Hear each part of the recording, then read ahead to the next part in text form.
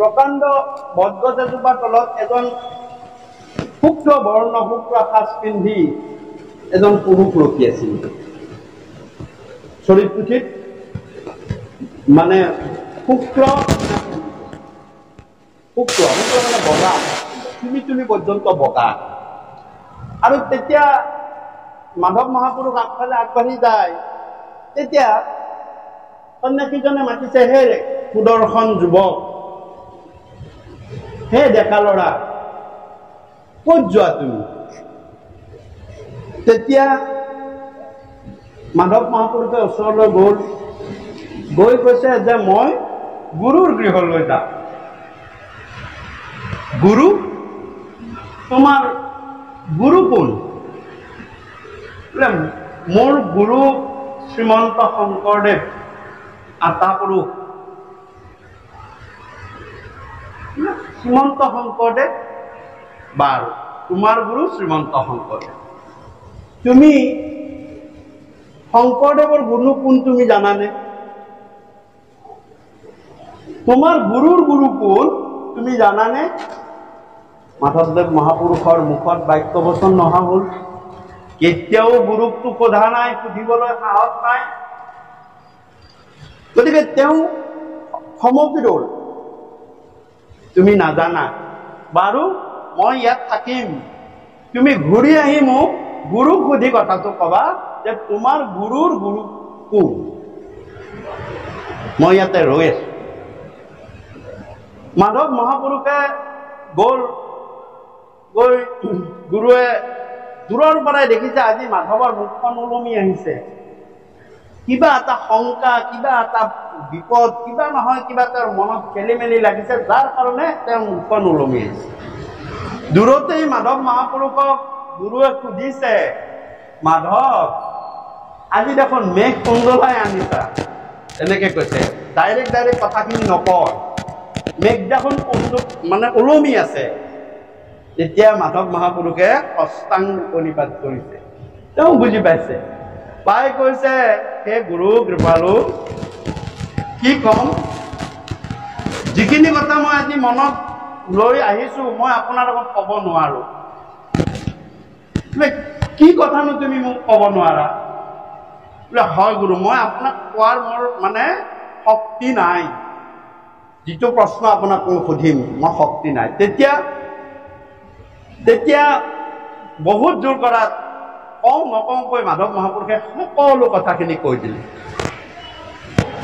কৈ দিয়াত তেতিয়া মোৰ কৃপালু গুৰুৱে পদ্মমুখে মাধৱ মহাপুৰুষক শ্লোক মাতিছে, হে মাধৱ, তুমি নাজানা? হে সৰ্বতত্ব ভকতত মই গুৰু মানো, ভকত গুৰু বিনে আনক জানো, সৰ্বতত্ব ভকততেই মই গুৰু মানো, আৰু মোৰ কাৰণে ভকতেই গুৰু। অৰ্থাৎ আমাৰ কৃপালু গুৰুজনাৰ চৰিত পুথি প্ৰত্যেকখনতে এই কথা লিখি আছে। আনকি আজি মই যেতিয়া আপোনালোকক চৰিত বৰ্ণনা, মোৰ গাটো মনটো শিহৰি উঠিছে, এইখিনিবিলাক পঢ়িলে ভিতৰলৈ শিহৰি উঠিছে। গতিকে চাওক, অৰ্থাৎ আমাৰ কৃপালু গুৰুজনাৰ গুৰু কোন? ভকত। ভকতেই কৃপালুজনাৰ গুৰু। এই কথা চৰিত পুথিত প্ৰত্যেকখনতেই শুদ্ধভাৱে বৰ্ণনা আছে। আপোনালোকে পঢ়িলেও পাব আৰু চৰিত শুনিলেও এইখিনি কথা জানিব। আৰু এই যে সৰ্বতত্ব ভকত, এইটো কিন্তু গুৰুজনাৰ কাৰণে এটা ডাঙৰ ইণ্ডেক্স। অৰ্থাৎ এই কথাটোৰে গুৰুজনাই কাক বুজালে কওকচোন? গুৰুজনাই বুজাইছে কাক? আওপকীয়াকৈ গুৰুজনাই বুজাইছে, হে মাধৱ, তুমিয়ে মোৰ গুৰু। কাৰণ সৰ্বতত্ব ভকতত মই গুৰু মানো, ভকত গুৰুত বিনা আনক নাজানো। আপোনালোকে চাওক, মোৰ কৃপালু গুৰুজনা কৃষ্ণ অংশ অৱতাৰ হয়নে? ত্ৰিভুৱন বন্দন দৈৱকী নন্দন জোহৰি কংকত বৈৰী জগজন তাৰণ দেৱ নাৰায়ণ শংকৰ সহি হৰি। সহি হৰিতকৈ মাধৱ মহাপুৰুষক ক'লে যে অলপ ঢাকি দিয়া বুলি কওঁতে সহি মাৰল কংস জগজন তাৰণ দেৱ নাৰায়ণ শংকৰ তাকেই অংশ কৰি থৈ দিলে হ'ল। অৰ্থাৎ কৃপালু গুৰুজনাই অংশ অৱতাৰ আৰু অংশ অৱতাৰ হৈ আহি তেওঁ শাস্ত্ৰ প্ৰচাৰ কৰিছে। কিন্তু মাধৱ মহাপুৰুষৰ চাওকচোন, প্ৰথমতে শাক্ত শৈৱ মতত তেওঁ একদম পণ্ডিত আছিল। তাৰ পৰা কৃপালু গুৰুজনাৰ ওচৰত তেওঁ শৰণাপন্ন হ'ল দৈৱক্ৰমে ঘটনাক্ৰমে, আৰু আহি আহি তেওঁ এনেকে গুৰু সেৱা কৰাত ধৰিলে, নিজৰ জীৱনটো গুৰু সেৱাৰ নামত উৎসৰ্গীকৃত কৰি দিব ধৰিলে। সেই গুৰু সেৱা কৰি কৰি কৰি কৰি তেওঁ এদিন সৰ্বতত্ত্ব ভকত হৈ গ'ল। অৰ্থাৎ গুৰু সেৱা কৰাৰ মাজেৰে গুৰুৰ পৰা সকলো ধৰ্ম তত্ত্ব সকলো ভকত পৰ্যায়ত থাকি তেওঁ কি কৰিলে? আহৰণ কৰি ল'লে। বহুত পণ্ডিত, লাও যিমানে ডাঙৰ নহওক পাতৰ তল হৈ থাকিল। কোনো গুৰুক ওপৰত তেওঁ কেতিয়াও নগ'ল, কিন্তু তেওঁ বহুত জানে, কিন্তু লাও ডাঙৰ, মই পাতৰ তলতে থাকিব লাগিব, মোৰ স্থানেই সেয়া। কি বুলি ক'লে? যে আমি গৃহস্থৰ চাকৰহে, আমি সেৱকহে, গুৰু যি বোলে তাকে কৰা হ'ব। চাওক, সেই মাধৱ মহাপুৰুষ সৰ্বতত্ত্ব ভকত হৈ এদিন গুৰুৱে তেওঁক নিজে গুৰু স্থান দি থৈ গ'ল যে তুমিয়েই মোৰ উত্তৰাধিকাৰী। অৰ্থাৎ সৰ্বতত্ত্ব ভকতক মই গুৰু মানো, ভকত গুৰুত বিনা আনক নাজানো। ভকতৰ জীৱনটো কমপ্লিট তেওঁ কৰি তেওঁ এদিন নিজে নিজৰ গুণত, নিজৰ মানে প্ৰজ্ঞাৰ সাধনাত গুৰুৰ ভক্তি, গুৰুৰ প্ৰশস্তি, গুৰুৰ সেৱাৰ দ্বাৰা তেওঁ নিজে এদিন গুৰু হৈ পৰিল। গতিকে যিয়ে গুৰুৰ ভকতৰ মাজেৰে আহি গুৰু হ'ব পাৰিলে সেইজনে সৰ্বতত্ত্ব ভকত। কিন্তু কৃপালু গুৰুজনাই কেতিয়াও ভকত হোৱা নাই, তেওঁ গুৰু অংশ অৱতাৰ আহিছে, তেওঁ নিজেই গুৰু হৈ আহিছে, হয়নে? গতিকে ক'লে এয়া এটা চৰিত কৃষ্ণ শেষ আচলি বা বান্ধৱ সমস্ত। ২ নম্বৰ চৰিত্ৰ মই ক'বলৈ গৈছো, আজি বাপজনাই নিশ্চয় পাঠ প্ৰসংগত গাইছে। আজি ৰাসলীলা গাইছে নহয়, হয় নেকি? আজি মানে ৰাসলীলা, আমাৰ শুৱালকুছিত মানে আজি ৰাসলীলাৰ গীতহে গায়। আৰু ৰাসলীলাৰ গীত কিয় গায়? যে ৰাসলীলাৰ জপা ঘোষা বুলি কয়। আজি গাব মোহন দেহুদৰ ইখন, গোপাল প্ৰাণ প্ৰেম মুখ কমল, ৰাসলীলা সম্পূৰ্ণ আজি ৰাসলীলা। চাওক, গুৰুৰ তিথি কিন্তু গাইছে কি আকৌ? ৰাসলীলা। একদম পদ্মপাণী হে হৰি আমি কাহা যাওঁ, কৃষ্ণ কৈত পাওঁ, গোবিন্দ বিনে বেথা জনম গোৱাওঁ, আৰংগ পানী প্ৰভু ভগৱন্ত, নজানো তোমাৰ মায়াৰে অন্ত। এই মানে ৰাসলীলাৰ ঘোষা গায়, তাক কয় জপা ঘোষা। বছৰৰ কোনো এটা তিথি বাৰত ৰাসলীলাৰ ঘোষা নাগায়, অকল গুৰুজনাৰ তিথিৰ দিনাহে ৰাসলীলাৰ ঘোষা গায়। অৰ্থাৎ জপাটো কোনদিনা খোলে? জপা মানে এই আগতে জপা আছিল, জপাত মানে শাস্ত্ৰ কাপোৰ কানিবিলাক জপাত থৈছিল। জপাটো কোনদিনা খোলে? যিদিনা গুৰুৰ তিথি। এই চৰিত্ৰ মই ক'বলৈ গৈছো, কিন্তু তত্ত্ব কথা দেই, খুব ধুনীয়াকে আপোনালোকে শুনিব, জানিব যে এটা দিন মাধৱ কৃপালু গুৰুজনে থাকে পাটবাউসীত, বৰপেটা পাটবাউসীত। মাধৱ মহাপুৰুষক বাহা দিলে গণককুছিত, আৰু মাধৱ মহাপুৰুষৰ সখীয়ে নাৰায়ণ দাস ঠাকুৰতা তেওঁক জাগা দিলে জনিয়া। এতিয়া জনিয়াৰ পৰা নাৰায়ণ দাস ঠাকুৰতা আহে সখীয়েকৰ ওচৰলৈ খোজকাঢ়ি খোজকাঢ়ি, যে কলৈ আহে? গণককুছিলৈ আহে। গণককুছিত দুয়ো লগ খায়, লগ খাই দুয়ো আকৌ পাটবাউসীলৈ আহে গুৰু সেৱাৰ কাৰণে প্ৰতিদিনত। এদিন নাৰায়ণ দাস ঠাকুৰতাৰ মনত সন্দেহ হ'ল, সন্দেহ হৈ সখীয়ে মাধৱদেৱ মহাপুৰুষক সুধিলে, বোলে সখী, এই গুৰুজনাই ৰাতিপুৱাৰ পৰা প্ৰসংগ, নাম প্ৰসংগ, গীত আৰু ভকতৰ সংগত ভাগৱত ধৰ্ম তত্ত্ব কথাবিলাক পাতি থাকে, আবেলিও তেনেকে সময়খিনি কটাই অৰ্থশাস্ত্ৰ কেনেকে লিখে, কোন সময়ত লিখেহে? প্ৰশ্নটো সেইটো, অৰ্থশাস্ত্ৰ কোন সময়ত লিখে? যেতিয়া মাধৱ মহাপুৰুষে কৈছে মই তোমাৰ লগত যাওঁ, তোমাৰ লগত আহো, তুমিও যি দেখিছা মইও তাকে দেখিছো, মই কেনেকে জানিম? তেতিয়া এটা কাম কৰো দিয়া, আজি ৰাতি মনে মনে গৈ চাওঁ দিয়া গুৰু ৰাতিনো কি কৰে, এই শাস্ত্ৰবিলাকে লিখি থাকে নেকি। মাধৱ মহাপুৰুষ যিয়ে শংকৰ মাধৱ অভেদ ঈশ্বৰ, গুৰু নাহিয়াত পৰ, তেওঁ অভেদ তত্ত্ব, তেওঁ জানে কি কৰে, কিন্তু কথাটো নকলে। নকৈ কলে মই নাযাওঁ, তুমি যোৱা, তোমাৰ মনত সন্দেহ লাগিছে, মোৰ গুৰুৰ মনত সন্দেহ নাই, তেওঁ কেতিয়া লিখে এইবিলাক মোৰ কথা নাই। বোলে হয় নেকি, তেতিয়াহ'লে মই আজি জনিয়ালৈ নাযাওঁ, আজি ৰাতি মই যাম, গৈ কি কৰিম যে চাম মই কি লিখেনো, এনেকে কলে। তেতিয়া মাধৱ মহাপুৰুষে বোলে যাবা তুমি, তোমাৰ যদি ইচ্ছা হৈছে তুমি চাবা কি কৰে, চাবা। আৰু তেতিয়া মাধৱ মহাপুৰুষে ৰাতি যেতিয়া থাকিলে নাৰায়ণ চাকুৰতা, আৰু ৰাতি ভৰ দুপৰ নিশা সেই হাবি জংঘলৰ মাজে মাজে নাৰায়ণ দাস ঠাকুৰতাই লাহে লাহে লাহে লাহে পাত বাউসী লৈ গণকুছিৰ পৰা খোজকাঢ়ি আহিল। মাধৱ মহাপুৰুষে যোৱাৰ পাছতে ভাবিছে, ইছলাম সখীক পঠিয়ালো অকলে, বাটতে যদি কিবা অঘটন এটা ঘটে দায়টো মোৰহে লাগিব, তেওঁৰো মনটো শান্তি নাই, যদি ঘৰটোত আছে তেওঁ আহিবা। যি সখীয়ে ওলাই গুচি গ'ল এই পদূলিতে আহি ৰখি আছে, আৰু কি হয়, কি খবৰ, কেতিয়া আহে, কেনেকা আহে, যাতে ভগৱানে ভালে কুশলে সখীক আকৌ ঘূৰাই লৈ আহে, এই বুলি ৰখি আছে। আৰু ইফালে নাৰায়ণ দাস ঠাকুৰতাই আহি পাত বাউসী চৌহদত সোমাইছে। গতিকে যেতিয়া মানে কমি গৈছে,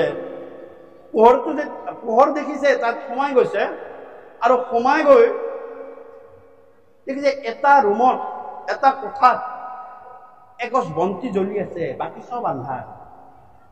আৰু কোঠাটো এনেকুৱা নহয়, আজিকালিহে পকা হ'ল, ছিদ্ৰ নথকা হ'ল, নিশ্চিদ্ৰ হ'ল, কিন্তু সেই সময়ত আৰু পতাৰ কাইহে ঘৰ, আৰু বিৰিণাৰহে ঘৰ। গতিকে বিৰিণাৰ ঘৰেৰে ভিতৰত কি আছে জুপি চাব পাৰি। খুব সন্তবৰ্ণে নাৰায়ণ দাস ঠাকুৰতা সেই কোঠাটোলৈ, যি গছত এগছ চাকি জ্বলি থকা দেখিছে, তালৈ গৈ দেখিছে তেওঁ এই বিৰিণাৰ ফাটেৰে বেৰৰ ফুটাৰে দেখিছে ভিতৰলৈ জুপি চাই 4খন হাত লৈ চতুৰ্ভুজ মূৰ্তি ধাৰণ কৰি, মোৰ গাটো এতিয়াও শিয়ৰি উঠিছে এইবাৰ কথাটো কওঁতে, চতুৰ্ভুজ মূৰ্তি ধৰি এখন হাতেৰে লিখিছে, এখন হাতেৰে টোকা ধৰিছে, আঙুলিৰে ধৰি থাকে, এখন হাতেৰে চাকি ধৰিছে, চাকি গছ ধৰি আছে, আৰু এখন হাতেৰে পাত লুটি আছে, চতুৰ্ভুজ মূৰ্তি ধৰি। তাৰ পৰা নাৰায়ণ দাস ঠাকুৰতাই বাহিৰত দেখি, আমাৰ অসমীয়াত এটা প্ৰবচন আছে, বেঙে মুতা গৰু থৰকে কঁপিব ধৰিছে, কি কৰো, আগবাঢ়ো নে পিছবাঢ়ো, মই কি দেখি আছো এইবিলাক। আৰু ভিতৰৰ পৰা কৃপালু গুৰুৱে মাতিছে, নাৰায়ণ কি চাই আছা, ভালদৰে চোৱাই দিয়া। চাওক কি বুলি কৈছে, নাৰায়ণ কি চাই আছা, ভালদৰে চোৱাই দিয়া। গুৰুৰ সেই কথা শুনি একদম উপায় নাপাই ধসকে দৰ্জাখন খুলি দি অষ্টাংগে প্ৰণিপাত কৰি, অষ্টাংগে প্ৰণিপাত কৰিলে গুৰু, অধমৰ শতদোষ মাৰ্জনা কৰক গুৰু, মোৰ উপায় নাই, মই নোৱাৰো। তেতিয়া মোৰ কৃপাল গুৰুৱে, অন্তৰ্যামী ভগৱন্ত, তেওঁৰ স্বৰূপ আছে, 4খন হাতেৰে 4খন তামোল, মানে যি শৰাই আছে আগত তাত দি দিছে, দি কৈছে যোৱা, সখীয়ে তোমাৰ কাৰণে বাট চাই আছে। সেই 4খন তামোল কি আপোনালোকে উজনি অসমৰ কথাখিনি জান তাত 4খন চুৰীয়া তামোল দিয়া দেখিছেনে চুৰীয়া তামোল আমাৰ ইয়াতো দিয়ে মই কম বাৰু আমাৰ ইয়াত কৈ কেনেকৈ চুৰীয়া তামোল দিয়ে সেই চুৰীয়া তামোলত 1 নম্বৰ কথা সেই 4খন তামোলেই চুৰীয়া তামোল চূণ নাথাকে কৃপালু গুৰুৱে কেতিয়াও চূণ ব্যৱহাৰ কৰা নাই সেই তাত চূণ কেতিয়াও নিদিয়ে কি কৰে এটা তামোল 4খন কৰিব দুখিলা পান মাজেৰে দুফাল কৰিব কৰি মিঠা পান বন্ধা নিচিনাকৈ বান্ধি তাত কুমাই দিয়ে আৰু সেই 4খন চুৰীয়া তামোল জাকা তাকে নিদিয়ে অসৰণীয়াক নিদিয়ে তাক দিব মেধি হাতুলা পাঠেকি যিজন পাঠেকি আছে ভাগৱতী আছে যিজন পকা ভকত বুলি কয় যিজনে মানে ভাল তত্ত্ব জনা ভজনীয়া ভকত বা আই মাতৃ তেওঁলোককহে দিব হয়নে এইটো সেই 4খন চুৰীয়া তামোল আৰু আমাৰ ইয়াত কি কৰে এটা গোটা তামোল দিয়ে চৰাই আগত চাব নিকাই দিয়ে দুখিলা পান দিয়ে আগে গুৰিয়ে কাটি দিয়ে অৰ্থাৎ মাজেৰে যদি আপুনি পান দুখিলা ভাগ কৰি দিয়ে 4 খিলা হ'ব আৰু তামোলটো যদি আপুনি কাটি দিয়ে 4 ভাগ হ'ব কিন্তু আমাৰ কথা কৰে কি এজনক দি দিয়ে এজনকে দিব লাগিব এটা তামোল আসলতে সেই তামোলটো 4জন ভকতে বিটাই খাব লাগে দে তামোলটো কি কৰিব লাগে দিবটো এজনকে তেওঁ কৰিব কি সেই তামোলটো 4 ভাগ কৰিব 4 ভাগ কৰি 4জন ভকতক তেওঁ যাৰ ইচ্ছা যিজন পকা ভকত তাৰ যিজনেতো পাতে কিবা সেই পাবতো গতিকে এই 4খন চাওক আৰু এই যে তামোল দিলে কৃপালু গুৰুৱে লিখি থকা পদখিনি 4খন হাতেৰে জপাই ললে জপাটোত থৈ দি তামোল দিলে কৃপালু গুৰুৱে সেই সময়ত ৰাসৰ ঘোষা লিখি আছিল কেলি গোপাল নাট লিখি আছিল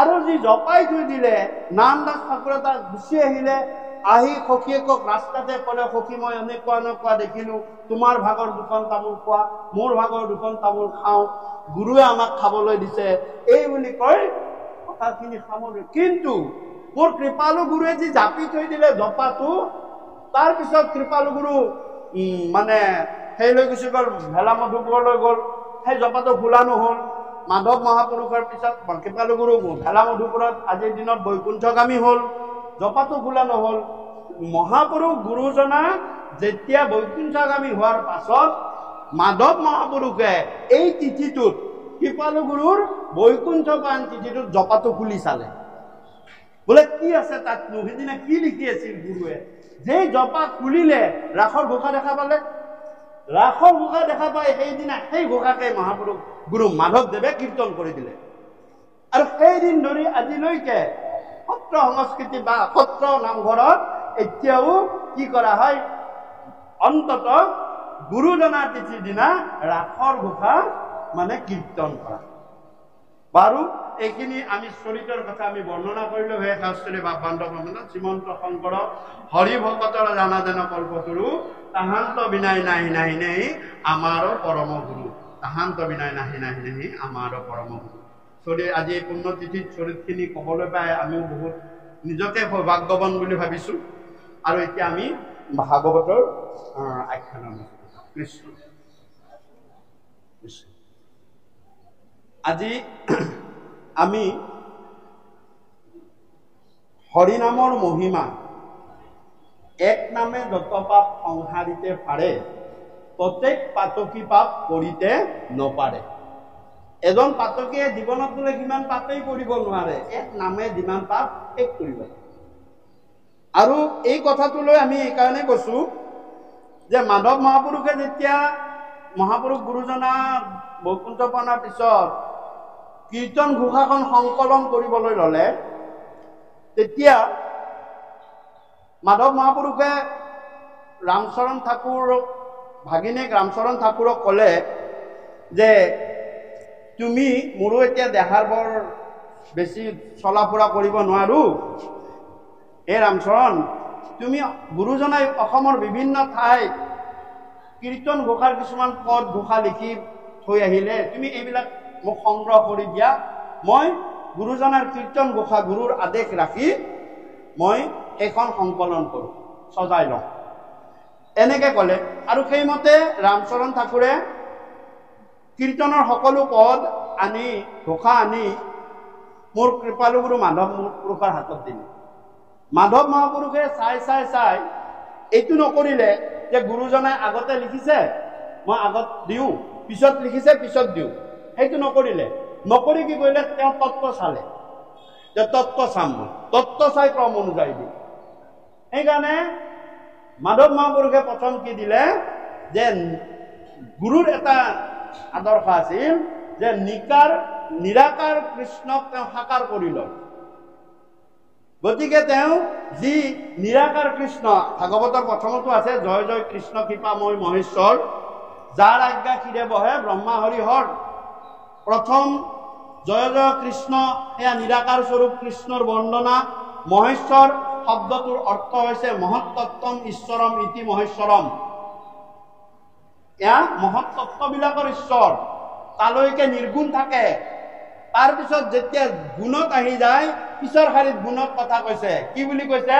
যাৰ আজ্ঞা ক্ষীৰে বহে ব্ৰহ্মা, তেওঁ ৰজোগুণীয় ঈশ্বৰ, ৰজোগুণৰ ঈশ্বৰ। হৰি তেওঁ সত্যগুণৰ ঈশ্বৰ, আৰু হৰ তেওঁ তমোগুণৰ ঈশ্বৰ। নিৰ্গুণৰ পৰা কি কৰিলে? সগুণলৈ আনিলে। গতিকে প্ৰথমতে মহাপুৰুষ গুৰু মাধৱদেৱেও প্ৰথম কি কৰিলে? প্ৰথমে প্ৰণাম ব্ৰহ্ম ৰূপী সনাতন।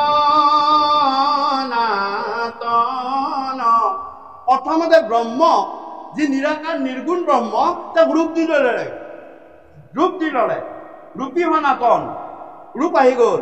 কি সনাতন? এটা স্থিৰ সত্য, সনাতন স্থিৰ। সেই ৰূপৰ কোনোদিন বিভাগ বিচ্ছেদ অৰূপ নহয়। সৰ্বয় অৱতাৰৰ নাৰায়ণ, তাৰপিছত সৰ্ব অৱতাৰৰ কাৰণ নাৰায়ণ, সকলো অৱতাৰৰ কাৰণ নাৰায়ণ। চাওক, এনেকে দিলে কি কলে? প্ৰথমতে কি লিখিলে?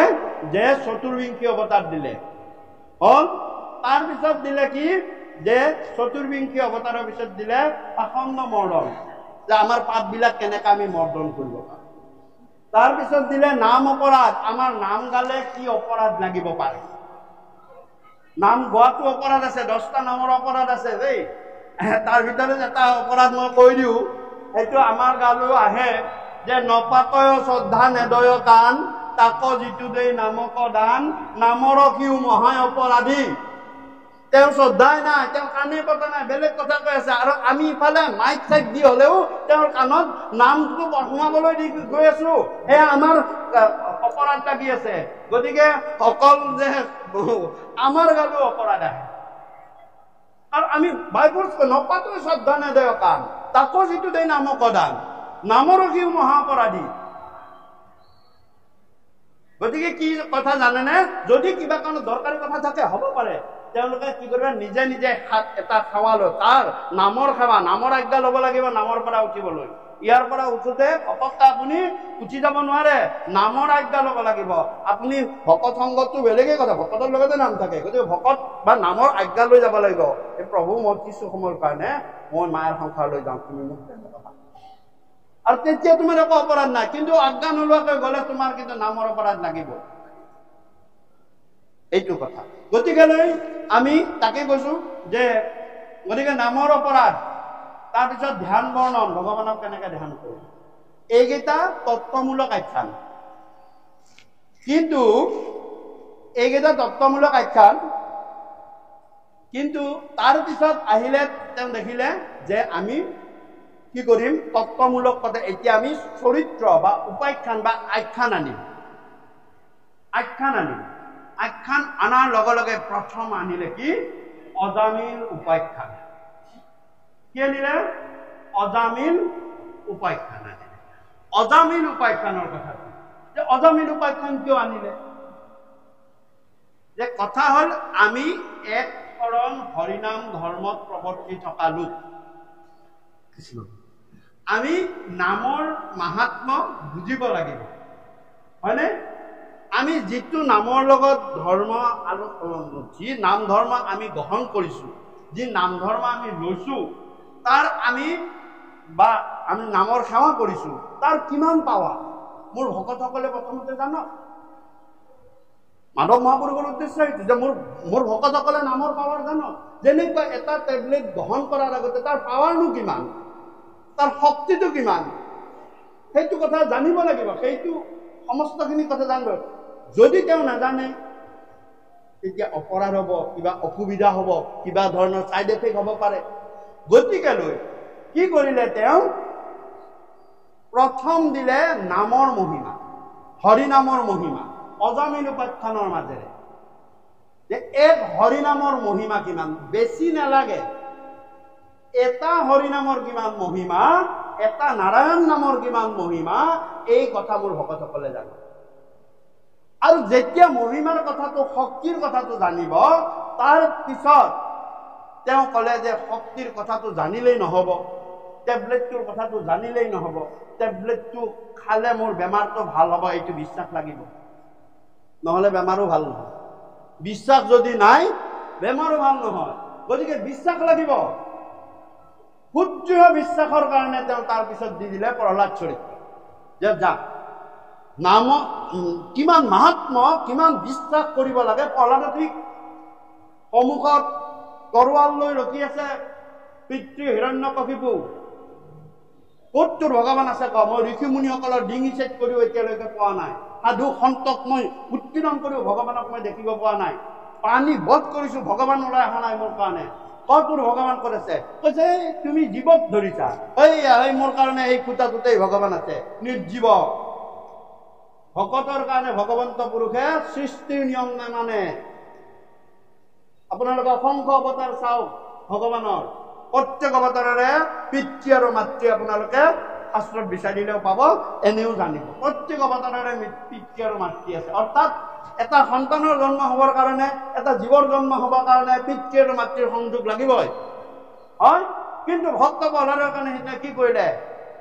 সত্য কৰিবাক লাগি নিজ ভিত পানী স্তম্ভ দেৱে কত ভৰিলা প্ৰভু চক্ৰ পানী।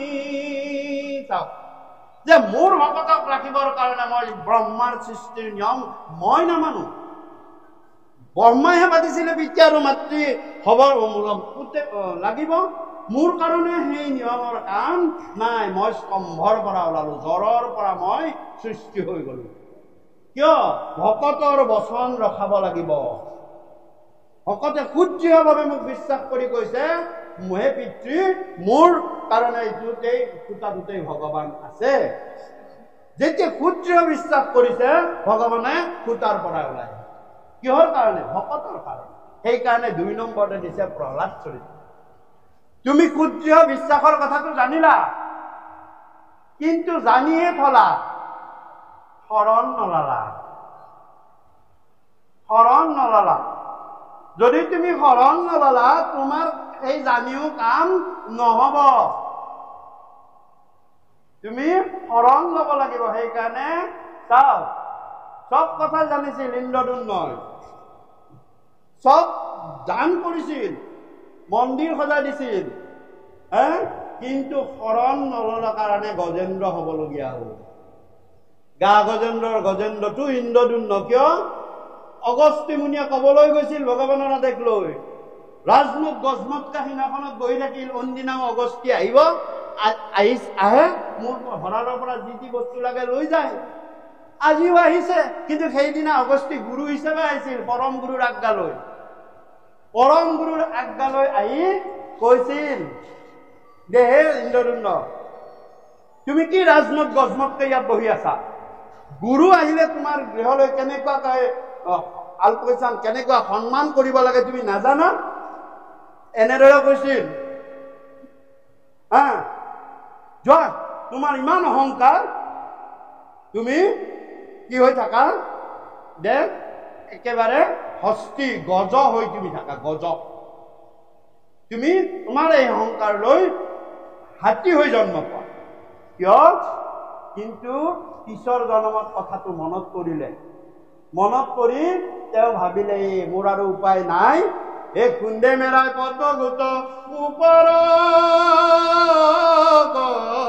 তুলি এই গজেন দেশৰণ লৈলা ৰাহি হৰি বুলি যিটো ইন্দ্ৰদুম্ন ৰজা হৈ থাকোঁতে কৰিব নোৱাৰিলে, সেইটো তেওঁ কি কৰিলে গজেন্দ্ৰ হৈ শৰণ ললে। আৰু তাৰ পিছতে গুৰুৱে সেইকাৰণে লিখিছে যে শৰণ লোৱাৰ পিছতহে ৰজা ইন্দ্ৰদুম্ন ভকত হল। এই শুনি শীঘ্ৰেশ্বৰী তুমি গৰুৰ স্কন্ধে ভকতক ৰাখিবাক আখিলা প্ৰবন্ধে। নাম দক্ষিণা হোম তপ যাগ যজ্ঞ কৰিলে ভকত নহয়, ভকত হয় শৰণ ললে। কোনোবাই বহুত দান কৰিব পাৰে, তেওঁ কিন্তু শৰণ হব, তেওঁ ভকত হব নোৱাৰে, কাৰণ তেওঁ শৰণেই লোৱা নাই। সৰূপী দেহটোত ৰামৰূপী ৰমন তত্ত্ব নমন তত্ত্বৰে মধ্যাহ্ন আনন্দ তত্ত্ব লব নোৱাৰিলে সেয়া শৰণ নহয়। গতিকে চাওক, মই এইটোৱে কলো যে তাৰ পিছত দিলে গাহ গজেন্দ্ৰ, আৰু গাহ গজেন্দ্ৰৰ পিছত শৰণ লোৱাৰ পাছত কিন্তু ভগৱন্ত পুৰুষে এটা কথা, ভগৱন্ত পুৰুষ বহুত চালাকি, বহুত চালাকি। মানে আপোনালোকে গম পাব, ভগৱন্ত পুৰুষে যাক ভাল পাইছে নহয় তাক সততে পৰীক্ষা কৰি থাকে, গোপীসকলকো সততে পৰীক্ষা কৰি থাকে। নাইকিয়া হৈ গুচি গল মাজৰ পৰা, কি কৰ চাম। আপুনি ভাল পাইছে, ভগৱন্তকে সেৱা কৰি আছে, সেৱা কৰি আছে, এই ৰাস্তাত গৈ থাকোতে কিন্তু নিজত খালে এই ৰাম। ভগৱন্তে তাকো চাই, মোৰ নাম লয় নে কি কৰে, মোক গালিয়ে পাৰে, মই নামঘৰৰ পৰা আহিছিলো। ভগৱন্ত কি কৰে, সেয়া পৰীক্ষা চাই। আৰু মনত ৰাখিব, পৰীক্ষা চোৱাই নহয়, পৰীক্ষাটো হয় কেনেকুৱা যে তোমাক মুহিবলৈ আহিব। মই কাক মুহিছো, হৰক, হৰমোহন দিছে। মই কাক মুহিছো, মোৰ মায়াক কোন কোন মুহ গৈছে, হৰ গৈছে, হৰমোহন দিছে। তাৰপিছত হৰমোহনৰ ঘোষা গাব পাৰিব লাগিব। তাক পুহিছো, তেওঁ হৰক, তেওঁ মোৰ পৰম বৈষ্ণৱ, বৈষ্ণৱৰ ভিতৰত অগ্ৰগণী হৰ। মই তেওঁক ইমান ভাল পাওঁ, মানে তেওঁ উপায় নাই। মই কৈছে তেওঁ অহংকাৰ কৰিলে, মোৰ বৈষ্ণৱ হলেও অহংকাৰ কৰিলে মই কিন্তু মাফ নকৰো দেই। এ দহি আছো মদনক আৰু শংকাৰ নাই, হে প্ৰভু মই মদনক দহন কৰি আছো, মোক কামে একো কৰিব নোৱাৰে। এ হৰ মিছা মিছিক তুমি অপমান পাবা, তুমি মোৰ মায়াত নাহিবাহে। দহি আছো মদনক আৰু শংকা নাই। কিন্তু হৰই কি কৰিলে, সেই অহংকাৰ কৰাৰ কাৰণে ভগৱন্তই হৰক মোহন কৰি পেলালে। এজন সুন্দৰ ৰূপ, এনে ভগৱন্ত সুন্দৰ, তাতে আকৌ নাৰী হৈছে আৰু বেছি সুন্দৰ হোৱাতে লগে লগে হৰ মোহ গুচি গল। তাৰপিছত কাক মুহিলে, তাৰপিছতে দিছে বলি চলন, যে মোৰ ভকতক বৈষ্ণৱ হব পাৰে, কিন্তু তেওঁ যদি অহংকাৰ কৰে, দান কৰি অহংকাৰ কৰিছিল, সেইকাৰণে মই তাক চলন কৰি দিলো, সেইকাৰণে বলি চলন দিছে। তাৰপিছত কি দিছে, যে তাৰপিছত দিছে এই সকলো কৰাৰ মূল কোন জানানে, এই শিশু কৃষ্ণ, কৃষ্ণ ৰূপে দৈৱকীত সেইজনে সমস্ত কৰাখিনিৰ মূল তত্ত্বটো শিশুলীলাৰ পৰা আৰম্ভ কৰিছে। যে তেওঁ কেনেকুৱা, এওঁ বৈকুণ্ঠৰ ঈশ্বৰ বুলি ভাবি নাথাকিবা, এই যশোদাত তাত লীলা কৰা এয়া কৃষ্ণ। কি বুলি ক'লে, সেই কৃষ্ণ। এইদৰে যেতিয়া গোটেই কীৰ্তনখন এফালৰ পৰা সজাই ললে, কৃপালুগুৰু মাধৱ মহাপুৰুষৰে তত্ত্ব অনুযায়ী সজাই লৈছে। আৰু প্ৰথমতেই পঢ়িলে অজামিল উপাখ্যান। সেই অজামিল উপাখ্যানে গুৰুৱে ষষ্ঠ স্কন্ধত আৰম্ভ কৰিছে। ষষ্ঠ স্কন্ধৰ গুণটো কি, ভাগৱতৰ 10টা গুণ আছে, ষষ্ঠ স্কন্ধৰ গুণটো হল পোষণ গুণ। পোষণ গুণ, ভাগৱতৰ 10টা গুণ আছে, স্বৰ্গ, বিসৰ্গ, স্থান, পোষণ, উতি, মন্ত্ৰৰ কথা, ইকানু কথা, নিৰোধন, আশ্ৰয় আৰু মুক্তি।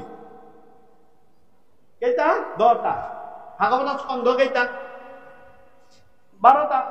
তেতিয়া দুটা কি হল, যে ভাগৱতৰ প্ৰথম আৰু দ্বিতীয় স্কন্ধ ভাগৱত উপস্থাপন, কেনেকে ভাগৱতখন আমাৰ পৃথিৱীলৈ আহিল, কি কাৰণত কেনেকে লিংক লৈ আহিল, আহি ভাগৱত ইয়াতে স্থাপন হ'ল, কেনেকে আমি ভাগৱত পালো ৰজা পৰীক্ষিত আৰু শুকৰ দ্বাৰা, বিদুৰ আৰু উদ্ধৱ মৈত্ৰৰ দ্বাৰা আমি কেনেকে পালো, এইখিনি কথা আছে। গুণ হিচাপে সৰ্গ ৩য় স্কন্ধ, বিসৰ্গ ৪ৰ্থ স্কন্ধ, স্থান ৫ম স্কন্ধ, পোষণ ৬ষ্ঠ স্কন্ধ। পোষণ কাক কয়? ৰজা পৰীক্ষিত সুকে কৈছে যে পোষণ কাক কয়? মহাপাপী ভক্ত হয় তাকো কৃষ্ণে নিস্তাৰই, হে জানা ৰাজা এহিটো পোষণ। হে ৰাজা, মহা যদি পাপীও হয় তাকো ভগৱন্ত পুৰুষৰ নামে তৰণ কৰি লৈ গুচি যায়। এই গুণটোকে ভাগৱতৰ কি কয়? পোষণ গুণ দিয়ে। যে মনুষ্যৰ মাজত এজন মহাপাপী আছিল, তাৰ নাম আছিল অজামিল। আৰু মনুষ্যৰ মধ্যত পাপী অজামিল, দেৱৰ মধ্যত বাসৱ। বাসৱে গুৰুৰ শিৰ ছেদ কৰিছে, বিশ্বৰূপৰ শিৰ কাটি পেলাইছে, সেইকাৰণে বাসৱৰ গাত বহুত পাপ লাগিছে।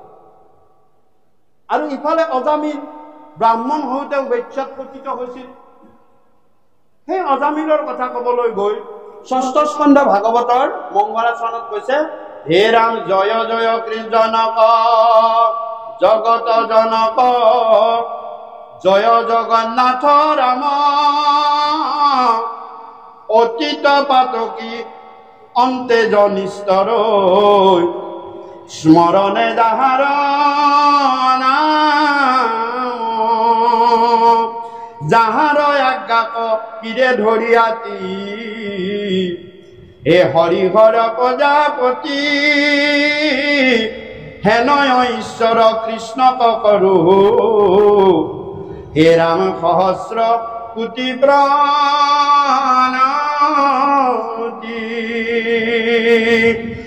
হে নমো ভগৱন্ত সততে কৰন্ত, যিটো ভকতক দয়া,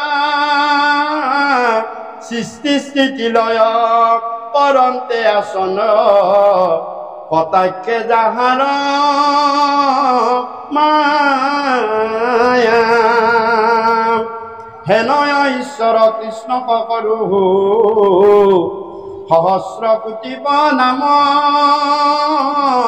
পৰম পাতকী বিজয় জামিল, হে ৰাম মলিনয় ধম, ৰাম মলিনয় ধম বুদ্ধি, নারায়ণ বুলি পুত্র কদা কন্তে, কিউ ভয়লা মহা বুদ্ধি,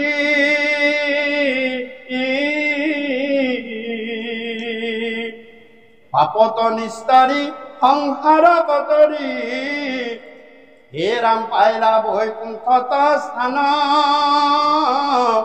কৃষ্ণর কিঙ্করে রচিলা শঙ্করে, অজামিল উপাখ্যান। কৃষ্ণ যে হে নৰচলি বাবান্ধৱ আইমাতৃ সমস্ত, যে অজামিলে নাৰায়ণ নামটো লৈছিলে। প্ৰথম আমি নাৰায়ণ নামৰ মহিমাৰ কথাৰে অজামিল উপাখ্যান আৰম্ভ কৰিম, কিন্তু খুব দৰকাৰী কথা দেই। আপোনালোকে ইয়াৰ অন্তত বিষ্ণু পুৰাণ আৰু হৰিবংশত যিটো কাহিনী আছে অজামিলৰ আগৰ জন্মৰ কাহিনী, কৃপালু গুৰুৱে ইয়াত দিয়া নাই, খালি কৰ্ণজৰ পৰা আহিলে বুলি উল্লেখ কৰি থৈ দিছে। কিন্তু আন শাস্ত্ৰত, অৰ্থাৎ এই দুখন শাস্ত্ৰত একে কাহিনী আছে, হৰিবংশ আৰু বিষ্ণু। এই নাৰায়ণ নামটোৰ কিন্তু মহামহিমা আছে। অকল এই কথা গুৰুৱে বহুত কেইবাৰ আমাক অনুজ্ঞা দিছে। মাধৱ মহাপুৰুষে আৰু বেছি দিছে, তেওঁ বেছি মানে কথাবিলাক দিছে। চাওক নাৰায়ণ নামটোৰ মহিমা কেনেকুৱা। নাৰায়ণ চাৰিটা আখৰ আছে। নাৰ মানে পানী, আয়ন যি পানীত শয়ন কৰে, তাৰ ওপৰত অনন্ত সূৰ্য থাকে আৰু প্ৰভু ভগৱন্তই তাত শংখ চক্ৰ গদা পদ্ম ধৰি থাকে। 14 বৈকুণ্ঠৰ বাৰিষত তেওঁৰ ওচৰত মূৰ্তিমন্ত হৈ থাকে। সমস্ত বেদান্ত বিলাক তেওঁৰ ওচৰত মূৰ্তিমন্ত হৈ থাকে আৰু ভগৱন্ত পুৰুষ সাক্ষাতে তেওঁৰ আসনত বিৰাজ। এই যে এইটো মানে জলোদক নাৰায়ণ বুলি গতিকে নাৰ অৰ্থে পানী, অয়ন অৰ্থে শয়ন। আৰু তাক অৰ্থ ভাঙিছে কেনেদৰে পদ্মপুৰাণে? না না ৰূপে না শব্দে নাদতে। নাদতে, নাদ, নাদ মানে শব্দ, শব্দ ব্ৰহ্ম, শব্দ ব্ৰহ্মৰ পাৰ হইল যিটো কৃষ্ণত ভকতি নাই, সেই শব্দ ব্ৰহ্ম। আমি যে ৰাম বোলো, কৃষ্ণ বোলো, নাৰায়ণ বোলো, হৰি বোলো, এইবিলাক শব্দ ব্ৰহ্ম। অন্ন যেনেকে ব্ৰহ্ম, এইবিলাক শব্দ ব্ৰহ্ম। তাৰপিছত এটা আছে জীৱ ব্ৰহ্ম, এটা আছে পৰম ব্ৰহ্ম, চাৰিটা ব্ৰহ্ম ৰিলেটেড আছে দেই এইবিলাক। গতিকে না শব্দে নাদতে, ৰা শব্দে ৰময়তে, ৰা শব্দে ৰময়তে, শব্দ ব্ৰহ্মত ৰমণ কৰি 29 ইয়া অৰ্থে জিয়তে, মধ্যাহ্ন ন অৰ্থে আনন্দতে। নাদ ব্ৰহ্ম শব্দ, নাদ শব্দ ব্ৰহ্মত ৰমণ কৰি আনন্দৰে, আনন্দৰে নাদ ব্ৰহ্মত ৰমণ কৰি জীয়াই থকাটোৰ তত্ত্বটোৱে হৈছে নাৰায়ণ তত্ত্ব। আনন্দৰে জীয়াই থাকিব লাগিব, শুকাই লুকাই লেলিয়াই ঘেলিয়াই নহয়। মোৰ নাম আছে, মই আনন্দ আছে। যাৰ নামত নাম ললে আনন্দ নাই, সেই নামৰ কোনো কাম নাই। নাম পুষ্প নহয়, নাম আনন্দ স্বৰূপ, আনন্দ স্বৰূপ। নামৰ ভিতৰত অহাৰ লগে লগে মই আজি অলপ কম বাৰু কথাটো, শ্ৰৱণৰ মাহাত্ম্যটো কম। গতিকে চাওক, মই কৈছো নাম আনন্দ স্বৰূপ। আপোনালোকে যে এই কৃষ্ণ কথা কি কৰিছে, শুনিছে নে শ্ৰৱণ কৰিছে?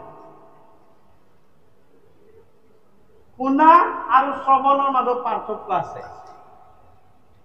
শুনা হৈছে বৰহীন ইন্দ্ৰিয় কৰ্ণৰহে কাম, কিন্তু শ্ৰৱণ নহয়। শ্ৰৱণটো কি? শ্ৰৱণত তালিব্য স যোগ ৰ, চাব দেই, তালিব্য স যোগ ৰ, ৱ আৰু মূৰ্ধন্য ন, আখৰ কেইটা চাব। শ্ৰ স, তালিব্য স মানে স, আমাৰ এই দেহটো, জীৱটো নাথাকিলে, চৈতন্য নাথাকিলে ই স হৈ যায়। স ৰকাৰডাল দিছে, এই নিৰ্জীৱ দেহটোলৈ তুমি ৰমণ কৰিব লাগিব। ৰমণ, এই ৰমণ কৰিব লাগিব ক'ত? ৱৰ্তাপে, ভিতৰত। ৱৰ্তাপে, ৱৰ শব্দৰ অৰ্থটো হৈছে ৱৰ্তাপে, ভিতৰত প্ৰবিষ্ট কৰিব লাগিব। ৱৰ্তাপে মানে ভিতৰত, এইটো সংস্কৃত শব্দ, ভিতৰত। আৰু ভিতৰত কৰি তুমি মধ্যাহ্ন ন পাব লাগিব, আনন্দ। মধ্যাহ্ন ন অৰ্থে আনন্দ। স্বৰূপী দেহটোৰে ৰামত ৰমণ কৰি ভিতৰত, বাহিৰত নহয়, ৰামত ৰমণ কৰি যদি আনন্দ তত্ত্ব লাভ কৰিব পাৰিলা, সেয়াহে শ্ৰৱণ। শ্ৰৱণত 6টা কাৰ্য হয়। শ্ৰৱণ কৰিব হলে আপুনি 6টা আপোনাৰ তাত ক্ৰাইটেৰিয়া আছে, ফুলফিল কৰাব পাৰিব লাগিব, নহলে শ্ৰৱণ নহয়। মনত ৰাখিব, এই 4টাৰ কথা মই কলো। 1 নম্বৰ কলো শ্ৰৱণ। শ্ৰৱণৰ প্ৰথম কাৰ্য হৈছে সহন। শ্ৰৱণ কৰিবলৈ হলে সহন কৰিব পাৰিব লাগিব, সহ্য কৰিব পাৰিব লাগিব। কেনেকুৱা যে আমাক কেতিয়াবা কয়, আমি আলোচনাত প্ৰায় কৈ থাকো যে, পায়খানাত বহিলে তেওঁ 5 মিনিটত 2বাৰ উঠা বহা কৰিব লাগে, ইমান আঁচুৰ বিষ। একে পায়খানাত যদি বহে শৌচাগাৰৰ কাৰণে, তেতিয়া 2বাৰ উঠা বহা কৰিব লাগে। আৰু সেই একেজন মানুহে আমি যেতিয়া ভাগৱত প্ৰবচন কৰি থাকো, বিভিন্ন ঠাইত পাওঁ আমি, আছে আমাৰ গাঁৱতো বহুত আছে মানুহ তেনেকুৱা। উঠি আহি কি কয় জানেনে? বাপ, মই পায়খানাত বহিলে মই 2বাৰ উঠা বহা কৰিব লাগে, কিন্তু আজি 3 ঘণ্টা কেনেকে বহি থাকিলো মাটিত লেপটা কৰি, মই গমেই নাপালো। চাওক, শ্ৰৱণ সহন তাকে কৈছে, অৰ্থাৎ তোমাৰ সহন শক্তি আছে। পায়খানাত থাকোতে তুমি মনৰ অধীন থাকা, চঞ্চল মনে তোমাক 5 মিনিটত 2বাৰ উঠাই পঠায় আৰু তুমি মনৰ অধীন হৈ থাকা। কিন্তু শ্ৰৱণ কৰি থাকিলে তুমি পৰমাত্মাৰ অধীন, আত্মাৰ অধীন। পৰমাত্মাই আত্মাৰ লগত লিংক, তোমাৰ মন আৰু শৰীৰৰ লগত কোনো তত্ত্ব নাথাকে, তাকে বৈকুণ্ঠ স্থিতি বুলি। তুমি ক'ত থাকা? বৈকুণ্ঠত থাকো, কাৰণ মোৰ শৰীৰৰ মনৰ ইন্দ্ৰিয়বিলাকৰ লগত মোৰ ইয়াৰ কাম নাই। কি বুলি তত্ত্ব? এয়া বৈকুণ্ঠ তত্ত্ব। সহন তাকে কৈছে যে শ্ৰৱণ কৰিবলৈ হলে তুমি সহন কৰিব পাৰিবা। তাৰপিছত সহনৰ পিছত সহন কৰিলোৱেই বাৰু, দুখ কষ্টখিনি মই সহিলো। তাৰপিছত মই কি কৰিব লাগিব যে দুখ কষ্ট সহিলেই নহব নহয়। দুখ কষ্ট সহাৰ পিছত 2 নম্বৰ কৈছে মনন, যে কি কথাখিনি কৈ আছো সেইখিনি তুমি মন দি মনটো দিব লাগিব। তাত মন যেতিয়া দিব, মনত যেতিয়া দিবা তেতিয়া মনটোৱে তাত 3 নম্বৰ কাৰ্য ধাৰণ কৰিব লাগিব। ধাৰণ কৰিব লাগিব। মনৰ পিছত তাৰপিছত বোধন।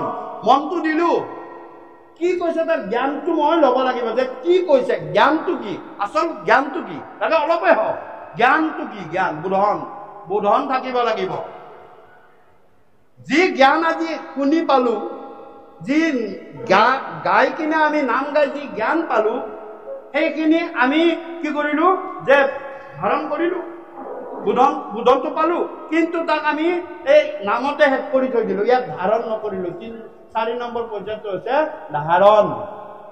ধাৰণ কৰিব লাগিব, অৰ্থাৎ তাক হৃদয়ত ল'ব লাগিব।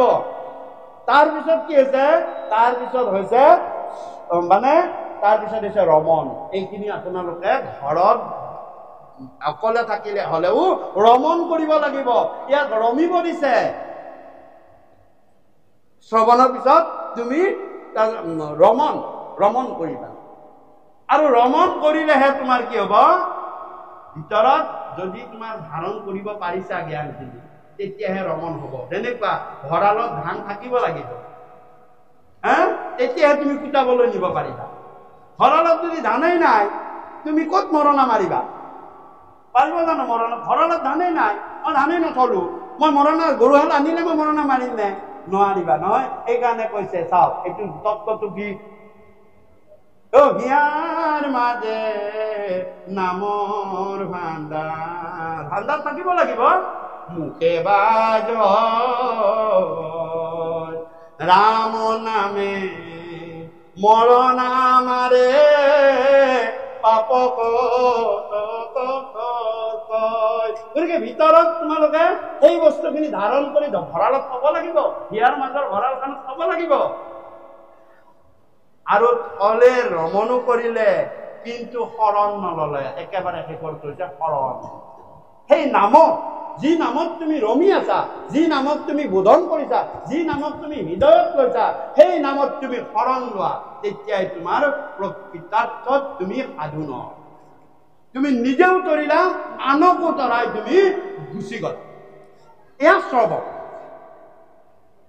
গতিকে ইয়াতো কৃষ্ণ কথা এইদৰে আমাক শ্ৰৱণ আৰু শুনাৰ মাজত পাৰ্থক্য দিছে। আৰু আমি শ্ৰৱণ কৰিব নালাগে, আধা ঘণ্টাই হওক, 1 ঘণ্টাই হওক, 10 মিনিটেই হওক, আমি শ্ৰৱণ কৰিব লাগে। আৰু শ্ৰৱণ কৰি আমি তত্ত্ববিলাক ভিতৰত কৰিব লাগে। অজামিল উপাখ্যানৰ কি কৈছে, হে হৰি ৰাম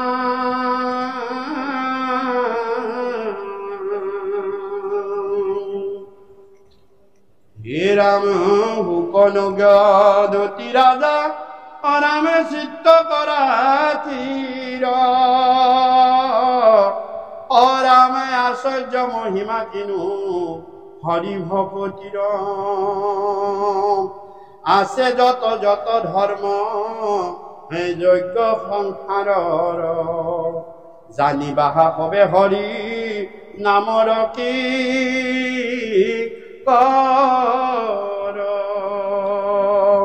পুণ্য অৰণ্যত হৰি নাম মহাসিংহ পলাই পাপ হস্তি যেন শুনি তাৰ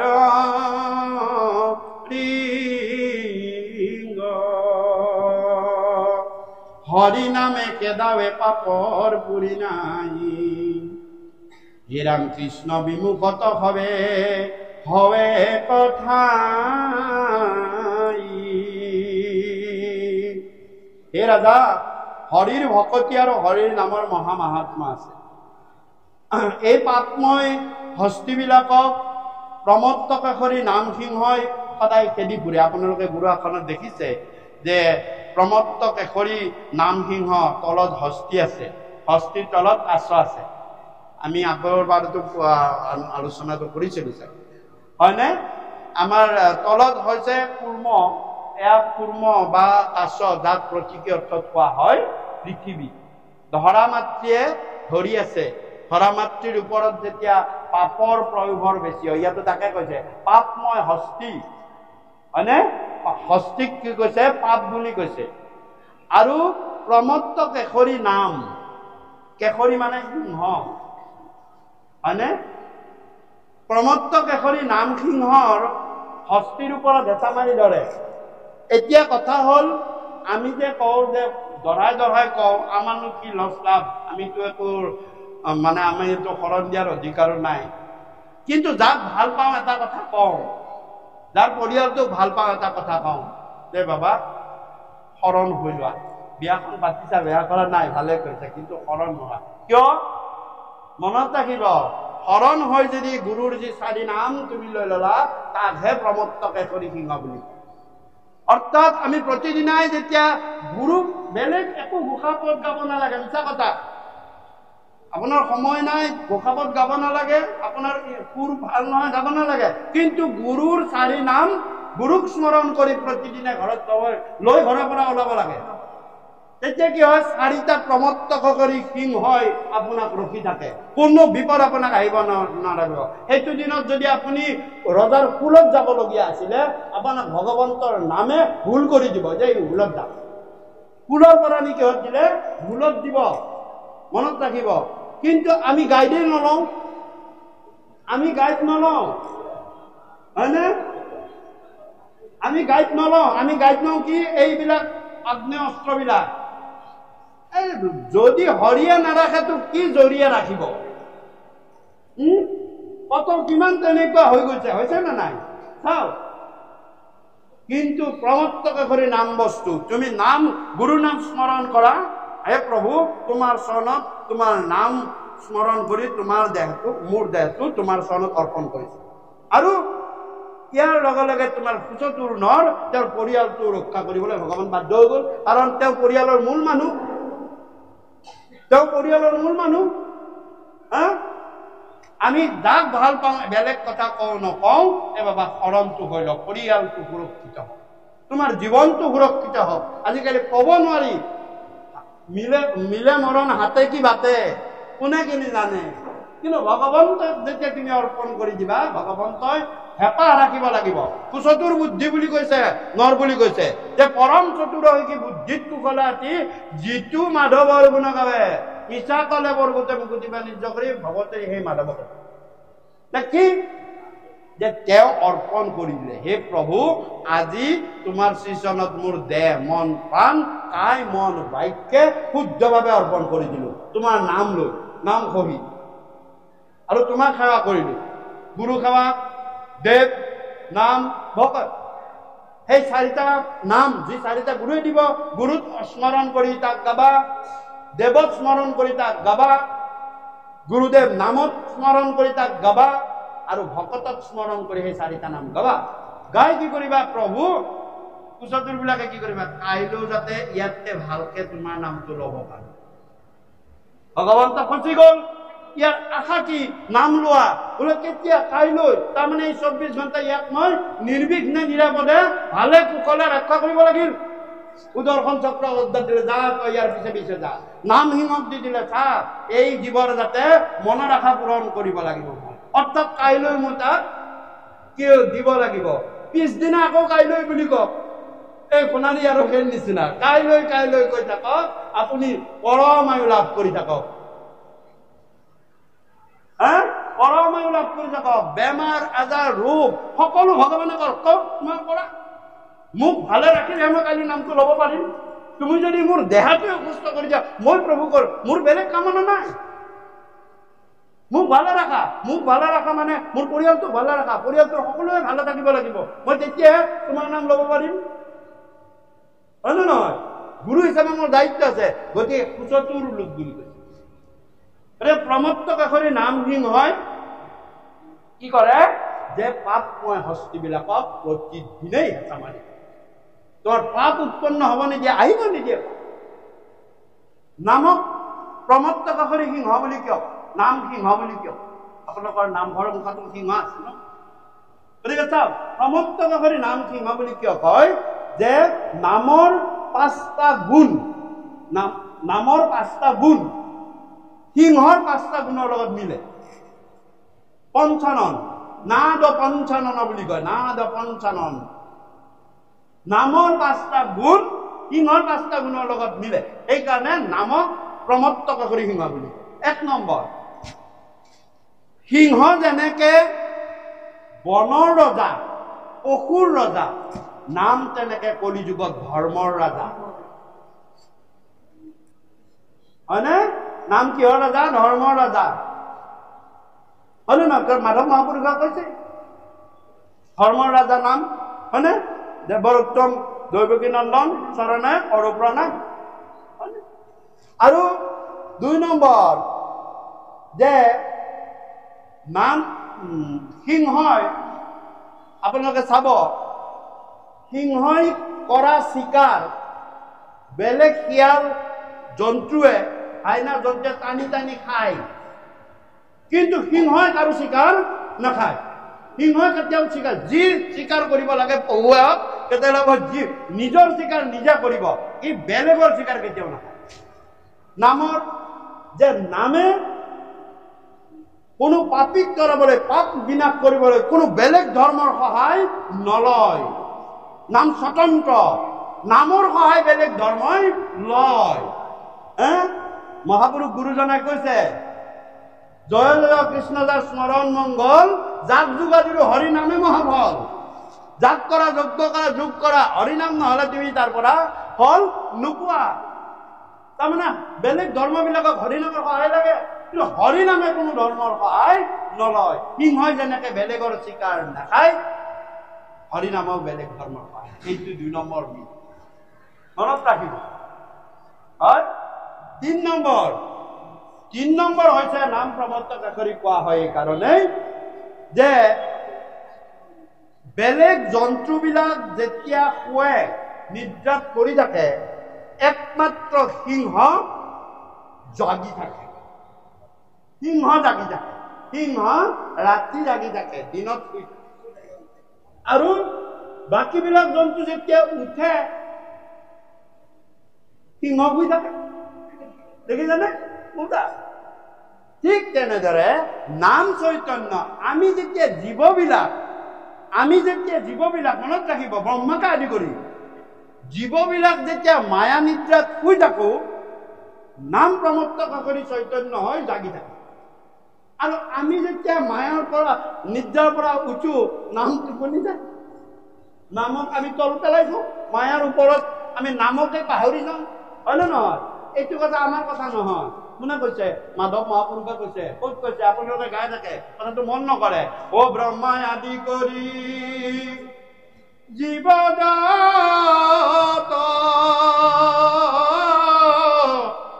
ৰাম ৰাম ৰাম ৰাম ৰাম মায়া কৈ যামাজে আছয় ঘুমতি যাই। কোন চৈতন্য? তুমি কে চৈতন্য সনাতন ৰাম ৰাম ৰাম ৰাম ৰাম আমি অচেতন নিয়োগ নাথ জগাই। হয়নে? নাম চৈতন্য জাগি থাকে। সেই নাম যি প্ৰমত্তকাসুৰী নাম গুৰুৱে দি দিয়ে, এয়াহে মুখৰ মহাবীজ কিন্তু দেই। এনেকে ৰাস্তাই ঘাটে শুনি থকা নামৰ কথা, এইবিলাক কথা এই গুৰু প্ৰদত্ত নাম, যি ৰহস্য তত্ত্ব। তাৰ পৰা 4 নম্বৰটো হ'ল যে 4 নম্বৰ নেকি এইটো। আৰু তাৰপিছত আৰু এটা আছে কি, যে সিংহই যদি ইয়াত মানে গৰ্জন কৰে, 5 মাইল আঁতৰলৈ তাৰ গৰ্জন ৰাতি শুনা যায়। আৰু 5 মাইল আঁতৰলৈ একো পানী ভয়ত নাথাকে যে পশুৰাজ আহিছে আমাৰ পলা। পাপময় হস্তিবিলাক পলাই। সেইকাৰণে কৈছে যে পাপময় হস্তিবিলাক কি হয়, যে পলাইবাৰ পুৰি নাইকিয়া হৈ যায়। ইয়াতে ভাগৱতত সেইকাৰণে কৈছে, পুণ্য অৰণ্যত হৰিনাম মহাসিংহ পলাই পাপ হস্তি যেন শুনি তাৰ ৰিংগ। তাৰ ৰিং শুনাৰ লগে লগে পাপময় হস্তিবিলাক গুচি যায়। ঠিক তেনেদৰে ইয়াত যদি নামৰ ধ্বনি হৈছে, ঘৰখনত যদি প্ৰতিদিনে নামৰ ধ্বনি হয়, পাপ সেই তাতে সোমাব নোৱাৰে। 5 মাইল আঁতৰৰ পৰা পাপ পলাই সত্ৰম দিয়ে। গতিকে নাম ঘৰখনত অকল যে তাল বজাই নাম গালে নহয়, আইগৰাকীও গুৰু নাম গুৰু সেৱাখিনি প্ৰতিদিনে কৰক। কিহৰ কাৰণে? নিজৰ কাৰণে নহয়, গোটেই ঘৰখনৰ কাৰণে। গোটেই ঘৰখনৰ কাৰণে নহয়, গোটেই বংশটোৰ কাৰণে। গোটেই বংশটোৰ কাৰণে আত্মীয় স্বজন ইষ্ট কুটুম মিত্ৰ বন্ধু বান্ধৱ সকলোকে প্ৰভু মোৰ ভালে ৰাখা। তেতিয়া মই ভালে থাকিব পাৰিম। মই ভালে থাকিম নহয়, আমি একৰ আবিত্ৰ বহুৰে বৰন্তি হ'ব লাগিব। আমি এক হৈ 10 জনৰ কথা ক'ব পাৰিব লাগিব। গতিকে চাওক, এইটো হৈছে 4 নম্বৰ আৰু 5 নম্বৰ। 5 নম্বৰ হ'ল পশুৰ ৰজা সিংহ। তাক কোনেও একো কৰিব নোৱাৰে, ইচ্ছা মতন তেওঁ চলিব পাৰে, নিৰ্বিঘ্নে নিৰাপদে। মনত ৰাখিব, কোনো একো কৰিব নোৱাৰে, হয়নে? পাপময় হস্তিটো পলাই গ'ল। কিন্তু জন্তুৰ ভিতৰত আটাইতকৈ কম সময় শাৰীৰিক ৰমণত থকা জন্তুটোৱে হৈছে সিংহ। খুব কম সময়।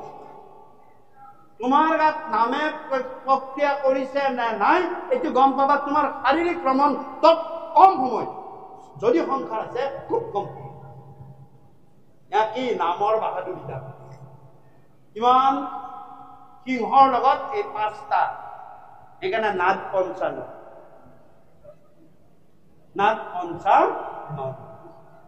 হয়নে? গতিকে চাওক, এই কথা কৈছে, এনেকুৱা নাম সিংহক সেইকাৰণে আমি সদায় উচ্চাৰণ কৰিব লাগে। বেছি অক্ষৰো নহয়, 4টা নাম দিব। সেই 4টা নামকে আমি গা পা ধুই কৰি তাৰ পিছত তুমি সংসাৰৰ মাজৰ কাম কৰা। অৰ্থাৎ ভগৱানে কৈছে যে মই তোক 24 ঘণ্টা দিছো, কিন্তু মোৰ কাৰণেতো 10 মিনিট সময় দে। বাকী তই 23 ঘণ্টা 50 মিনিট তোৰ সংসাৰৰ কথাকে চিন্তা কৰ। তোৰ ভালৰ কাৰণে, তোৰ জীৱটোৰ কুশলৰ কাৰণে মোক 10 মিনিট সময় দে, কাৰণ মই তোমাক কৃপা কৰিব লাগে। মনত ৰাখিব, ভগৱন্তৰ কৃপা তোমাৰ প্ৰতি হৈছে নে নাই প্ৰমাণ বেলেগে কোনেও আপোনাক দিব নোৱাৰে। মনত ৰাখিব, ভগৱন্ত তোমাৰ প্ৰতি কৃপা হৈছে নে নাই এয়া তুমি গম পাবা তোমাৰ সাধু সংগৰ লগত মিলিত। যেতিয়া সাধু সংগৰ লগত তুমি মিলিত হবা, তেতিয়া গম পাবা তোমাক ভগৱানে কৃপা কৰিছে। কেনেকুৱা কৈছে ভাগৱত শাস্ত্ৰত, হৰাম ভকতৰ সংগ মিলে কৃষ্ণৰ কৃপাত। ভকতৰ সংগ মিলে কৃষ্ণৰ কৃপাত। তাৰমানে তোমাৰ কৃষ্ণৰ কৃপা হৈছে, তুমি ভকতক লগ পাইছা, তাৰমানে মোৰ কৃপা হৈছে। আৰু কলিৰ কৃপা হলে তুমি দুসংগ লগ পাবা। আৰু তোমাৰ প্ৰতি কলিয়ে যদি মনটো টানি নিছে, তুমি বেয়া সংগহে লগ পাবা, ভাল সংগ তোমাৰ ওচৰলৈ নাহে। তাৰপিছত কি বুলি কৈছে, ভকতৰ সংগ মিলে কৃষ্ণৰ কৃপাত। হে ৰাম, কৃষ্ণৰ কৃপায়ে ভকতৰ কৃপায়ে মিলে ঈশ্বৰ সাক্ষাৎ। আৰু তুমি ডাইৰেক্ট আকৌ ভগৱানক দেখা নোপোৱা। তুমি ভগৱানক দেখা পাবলৈ হলে ভগৱানে তোমাৰ ওপৰত কৃপা কৰিব লাগিব, তেতিয়া তুমি ভকতক লগ পাবা, সাধু সংগ লগ পাবা, ভাল সংগ তোমাৰ লগত লগ পাবা। আৰু সেই সাধু সংগতে তুমি সাধুজনে ভক্তজনে কৃপা কৰিলে ভগৱন্ত সাক্ষাৎ ভাগৱত মানুহ। গতিকে চাও, হে ৰাম পৰম পাতকী যিটো আতিয় নাচাৰি, সিও ভকতক ৰক্ষা কৰন্ত মুৰাৰী। চতুৰ্ভুজে ৰূপে পাৱে বৈকুণ্ঠ নগৰ, আশ্চৰ্য মহিমা কিনো হৰিৰ নামৰ।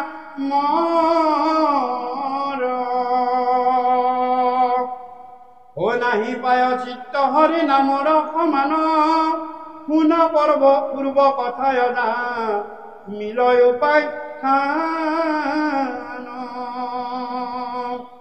হে ৰাম নামৰ অভ্যাসে কৰে পাপ কয়ুচ্ছাদ শুনা বিষ্ণু দূত যম দূতৰ সংবাদ অনুজপুৰত এক ব্ৰাহ্মণ আছিল আত্মীয় নাচাৰ দ্বিজ নাময় জামিল পৰম বেচ্ছাৰ প্ৰতি পতিত পাপিষ্ট কৰিলে ক মহন্তক অনেক অনিষ্ট বৃদ্ধ পিতৃ মাতৃ যত তেজিলে ভাৰ জাক সকল সৰ্বস্ব দিয়া ভজিলে বেচ্ছাক জাতি কুল কৰ্ম মানে সমস্তে তেজিল বেচ্ছাৰ গৰ্ভত দশ পুত্ৰ যায় কনিষ্ঠ পুত্ৰৰ থৈলা নাৰায়ণ নাম ভাৰ্যা পুত্ৰ পুষিবাৰ মাত্ৰে কৰে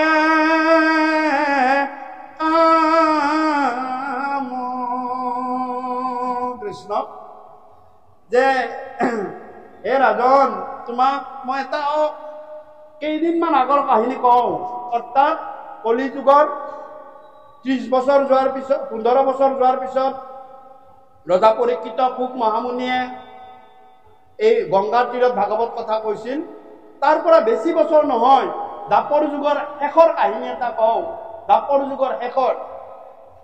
যুগৰ শেষত কনজপুৰত এজন অজামিল নামৰ ব্ৰাহ্মণ আছে এই অজামিল নামৰ ব্ৰাহ্মণজনে এদিন তেওঁ পৰম বেদজ্ঞ শাস্ত্ৰজ্ঞ ব্ৰাহ্মণ পিতৃ মাতৃৰ ভকত আছিল কিন্তু এটা দিনত এই অজামিলে কি কৰিলে যে তেওঁ হাবিলৈ খৰি আনিবলৈ আৰু খৰি আনিবলৈ যাওঁতে ৰাস্তাতে দেখিলে যে এটা ঘৰত এগৰাকী নাৰী লগত বহু পুৰুষে নানান ধৰণৰ ক্ৰিয়া কাৰ্য কৰি আছে দেখিলে তেওঁ নুসুমালে আৰু গুচি গৈ তেওঁ খৰিও লুৰিলে খৰি আনিলে গোটালে কিন্তু মনটো সেই কাহিনীটোৰ ভিতৰতে থাকিল যে মনটো তাৰ পৰা ডিসপ্লেস কৰাব নোৱাৰি যেতিয়া ঘূৰি আহে নাই এইবাৰতো বাহিৰেৰেহে চালো খিৰিকীৰেহে চালো এইবাৰ মই ভিতৰলৈ সোমাই যাই চাম কি কাহিনী কি কথা আৰু যি অজামিল সোমাল তাৰ পৰা আৰু ওলাই আহিব আৰু সেই বেচ্ছায়ু অজামিলক কোৱাৰ পিছত তেওঁ বেচ্ছায়ে তেওঁ পতি হিচাপে আৰু অজামিলেও জাতি কুল ক্ৰিয়া ত্যাগ কৰি তেওঁ কি কৰিলে বেচ্ছাকে গ্ৰহণ ইয়াতে কথা হল জাতি কুল ক্ৰিয়া যিজনে জাতি ত্যাগ কৰিব অৰ্থাৎ তেওঁৰ জন্মগত জাতিগত যিটো কৰ্ম তেওঁ সৰু হওক ডাঙৰ হওক জাতিক যি জাতিত আমি জন্ম পাইছো সেই জাতিক শ্ৰদ্ধা কৰাটো আমাৰ কাম যদি আমি জাতি ত্যাগ কৰিলো নিজৰ কুল আমি যদি ত্যাগ কৰিলো আৰু যদি নিজৰ যি কৰ্ম ক্ৰিয়া কাম ব্ৰাহ্মণসকলে বেদজ্ঞ শাস্ত্ৰজ্ঞ পূজা কৰা কাম তাৰপিছত তেওঁলোকৰ যি যি স্বধৰ্মজনিত কাম ক্ষত্ৰিয়সকলৰ যুদ্ধ কৰাই কাম এইটো গীতাতো কৈছে বৈশ্যসকলে ব্যৱসায় কৰিব লাগিব এয়া কৰ্ম কাট কৰ্ম আৰু তাৰপিছত চাকৰি তাকৰি পৰা সেইটো বেলেগ কথা মেটাৰ সেইটো বেলেগ তাৰপিছত ক্ষুদ্ৰসকলে সেৱা কৰিব লাগে এয়া কৰ্ম তাক যদি ত্যাগ কৰা হয় কুল ত্যাগ কৰা হয় জাত কৰ্ম ত্যাগ কৰা হয় তেতিয়া সেইজনে অজামিল জাতি কুল ক্ৰিয়া সমস্ত থাকিল মিলিল কৰ্ম বিভাগ এই কৰ্ম বিভাগটোৰ কথা প্ৰসংগটোৱে আমি আজি কাহিনী কি কৰ্ম বিভাগ অৰ্থাৎ কৰ্ম ফলে তোমাক কিন্তু জনমে জনমে খেদিব ভগৱন্তই কৈছে মই পাপ পুণ্যৰ গৰাকী মই কিন্তু কৰ্মফলৰ গৰাকী তুমি মই তোমাৰ সকলোতে কম, মই তোমাক সকলো দিছোঁ, আৰু এজন সাধুসন্ত মহন্তকো দিছোঁ, এজন ডকাইতকো দিছোঁ, এজন ভিক্ষাৰীকো দিছোঁ, এজন ৰাজাকো দিছোঁ, এজন প্ৰজাকো দিছোঁ। মই কাৰো তাতে বিষম নহয়। তোমাৰ বাকীখিনি কৰ্মৰ দ্বাৰা তোমালোকৰ জীৱনটো আগবঢ়াই দিয়া। যি জাতত যি কৰ্ম কৰিব লাগে সেই কৰ্ম কৰা, তোমাৰ উন্নতি নিশ্চিত। সেইটোত মই সহায় কৰিম। আৰু ব্ৰাহ্মণক সেইদিনা কি কৰিলে? জাত কুল ক্ৰিয়া ত্যাগ কৰিলে, ত্যাগ কৰি সেই বেচ্ছাত যি পৰম জ্ঞানী, আৰু কি কৰিব ধৰিলে? হে ৰাম কনিষ্ঠ পুত্ৰৰ থৈলা নাৰায়ণ নাম, অ ৰাম পুত্ৰ ভাৰ্যা সুখীবাৰ মাত্ৰ কৰে কাম। আৰু কি কৰিছে?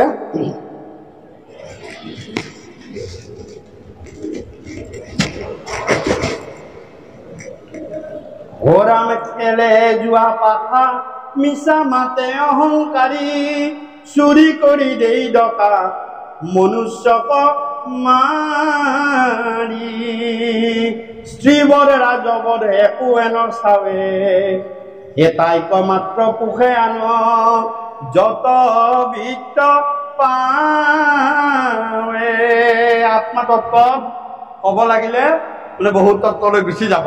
আমি পিছত গেলে আত্মতত্ত্বত কম যে কাক কৈছে বেচ্ছা, আত্মতত্ত্ব দেই। কিন্তু আজি মই কাহিনী প্ৰধান, কাৰণ গোটেইখিনি কাহিনীটো জানিব লাগে, এই কৰ্ম বন্ধনৰ কথা লৈ জানিব লাগে। মই সেইকাৰণে হে ৰাম যিদিনা নপাৱে ধন বেচ্ছা পাৰে গালি, অ ৰাম থাকে সৰ্বদায়ে দিজ তাইৰ আশা পানী, তাই ভৈলা তপ জপ যজ্ঞ ধৰ্ম ধ্যান, সপোনতো বেচ্ছামিনে নিচিন্তন্ত আন, অ ৰাম হেন পাপ নাছিল দি যত নিখিজিল, হে ৰাম দুই দুষ্টৰ প্ৰসংগে নষ্ট ভৈলয় জামিল, জাতিত ব্ৰাহ্মণ কিতু কৰ্মত চাণ্ডাল, হে ৰাম ভাৰ্যা পুত্ৰ পোষন্তে অনেক ভৈলা,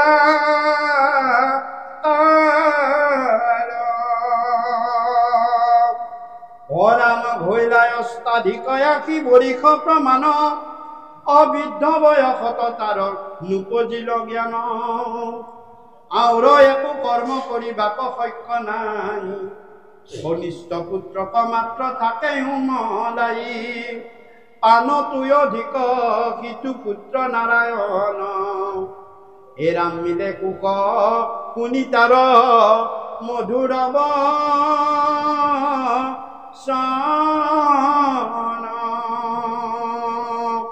হে তাতে মন মজিল দি জৰ সমুদাই, পৰম কৌতুকে তাৰ লীলা থাকে চাই, ধুৱাৱে কুৱাৱে মহাস্নেহে নিতে তাক, হে ৰাম আশা নাৰায়ণ বুলি ৰাত্ৰি দিনে ডাক, উঠা নাৰায়ণ হেৰা বৈশা নাৰায়ণ, ভুঞ্জা নাৰায়ণ বুলি তাক ডাকে সৰ্বজন, প্ৰাণ পক্ষী আছে যিটো কনিষ্ঠ পুত্ৰত, নাৰায়ণ বিনে নাহি বচন মুখত, সৰ্বদাই থাকে মন পুত্ৰত সমূলি, সপোনত মাতে সিটো নাৰায়ণ বুলি, ভৈল যিটো পুত্ৰত বিপ্ৰৰয়া শকতি, হে ৰাম নজানিলাই আয়ু আশী ভৈল সমাপতি,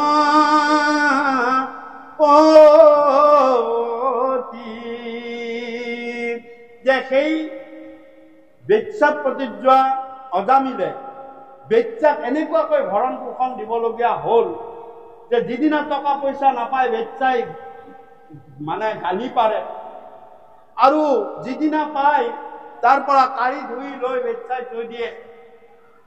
অজামিলৰ উপায় নাই। অজামিলে এটি দুটিকৈ তেওঁ দেৱস্থী সন্তানৰ জন্ম দিলে বেচ্চাৰ গৰ্ভত, আৰু শেষৰ পুত্ৰটিৰ নাম তেওঁ নাৰায়ণ দাস। নাৰায়ণ শব্দটোৰ অৰ্থ কলো, মানে যি তত্ত্বীয় অৰ্থ। আৰু নাৰায়ণ তত্ত্বটোৰ নামটোৰ তত্ত্ব হ'ল প্ৰথমে প্ৰণামো ব্ৰহ্ম ৰূপী সনাতন সৰ্বয়াৱতাৰৰ কাৰণ নাৰায়ণ। সৰ্ব অৱতাৰৰ কাৰণ এই নাৰায়ণ হ'ল। 2 নম্বৰ আপোনালোকে হিচাপ কৰক। 2 নম্বৰ কি? ওৰাম বেদৰ গুপুত বিত্ত কি? বিত্ত নাৰায়ণ দৈব কি তহন্তে সাক্ষাতে হইলা বিদিত। বেদৰ গুপুত বিত্ত নাৰায়ণ। আৰু জীৱৰ তাৰণৰ নাম কি? অ জীৱৰ তাৰণ হেতু নাৰায়ণ পচাৰিলা নিজ যশ ধৰ্ম বিপৰীত। আৰু চাওক আৰু কি? হে ৰাম। তাৰপিছত এটা ডাঙৰ কথা কৈছে, হে নাৰায়ণ নাম নৰ সমস্তৰ প্ৰসিদ্ধ সৌৰবিশেষ অনেক জন্মৰ সঞ্চিত পাতক স্মৰণে হৰে নিশেষ। নাৰায়ণ নামটোৰ তত্ত্ব অজামিলে গম পোৱা নাছিল, পুতকৰ নাম হিচাপেহে পাতিছিল। কিন্তু কিমান তত্ত্ব যে অনেক জন্মৰ সঞ্চিত পাপ স্মৰণে হৰে নিশেষ। হৰি আমি নামৰ যদি তত্ত্ব গম নাপাওঁ, যদি গাওঁ তথাপিও নাভাবিব মইতো ল'ৰাটোৰ নামহে কৈছিলো। আৰে নামৰ নাম হয়নে? এটা অপসংস্কৃতিৰ কথা মই বাৰ কৈছিলো নেকি? আমি এটা কিন্তু ডাঙৰ কলিৰ দুৰ্ঘোৰ অপসংস্কৃতি কৰি থাকো দেই। এইটো কিন্তু আপোনালোকক কৰজোৰে মই কৰপোতে এই পবিত্ৰ স্থানত কৰিছো। এইটো কাম কেতিয়াও নকৰিব। কি কৰে জানিছে নেকি? মই বাৰু কওঁ বাৰু, মই কথাটো কৈছিলো যদিও আপোনালোকে ৰিপিট হলে মাফ কৰিব। কৃষ্ণ কেতিয়াও আপোনালোকে জন্মদিন পাতক, ল'ৰা ছোৱালীৰ নাতি নাতিনীৰ জন্মদিন পাতক, আমি বেয়া নাপাওঁ। আজিকালি এটা আধুনিক উৎসৱ পাতক, আমি আমাৰ বিলাকৰ সময়ত নাপাতিছিল, পাতক, পাতা ভাল। 2 নম্বৰ কেকো বনাও, কাৰণ মিঠা বস্তু ল'ৰা ছোৱালীৰ কাৰণে টেষ্টি এটা খাই ভাল পায়, বনাও।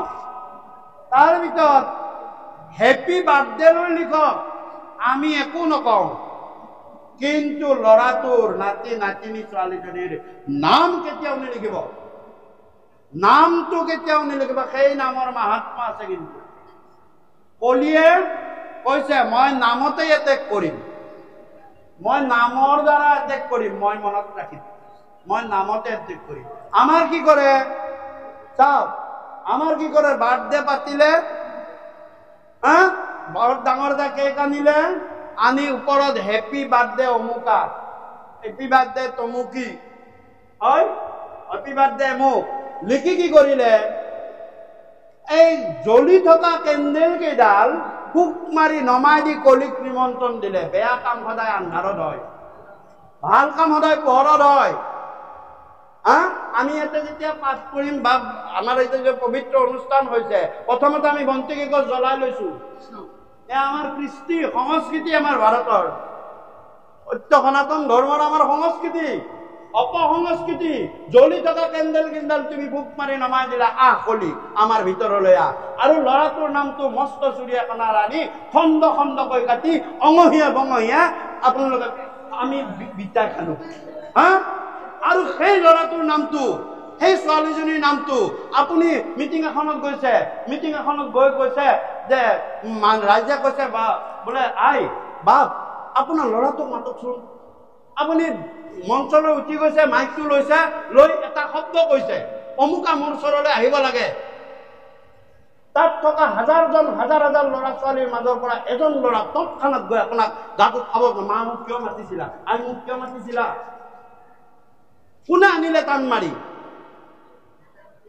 তাৰ নামটো মাতিলে এগৰাকীয়ে ল'ৰাটোৰ নামটো কৈ দিলে 999 যে 1000ৰ ভিতৰত 999টা ল'ৰা ছোৱালী এৰি থৈ তেওঁ বাহিৰ হাত মাৰে গতিকে সেই নামৰ মাহাত্মা আছে নে নাই আৰু সেই নামটোক আমি কি কৰিছো কেকটোৰ ওপৰত লিখি খণ্ড খণ্ডকৈ কাটিছো অঙহীয়া বঙহীয়া এন্ধাৰত বিটাই খাইছো তাৰ কাৰণে কি কৰিব লাগে কিয় আমাৰ সত্য সংস্কৃতি নহয় নহয় বোলে আজি ল'ৰাটো কিমান বছৰ বোলে 5 বছৰ বোলে 5 পোৱা তেল আন 5খন ডাঙৰ চাকি আনি আমাৰ ঘৰটো আজি 5 পোৱা তেলেৰে পহৰাই ৰাখ খা কেক খা একো কথা নাই হেপী বাৰ্থডে লৈ লিখ আমি নাখাবলৈ কোৱা নাই খা মিঠা বস্তু ল'ৰা ছোৱালীয়ে ভাল পায় খাও মিষ্টি মুক্ত কৰাও আমি নকওঁ কিন্তু নামটো ভুলতো নিলিখো যদি নামত বিশ্বাস কৰে আৰু সেই নাম লৈ আপুনি চলি আছে সেই নামটোৱে ল'ৰাটোৰ নাম কি বেলেগ আৰু ভগৱানৰ নাম বেলেগ একো নহয় একেই চব ল'ৰাটোৰ ভিতৰতে ভগৱান আছে ল'ৰাটোৰ সেইটো তাৰ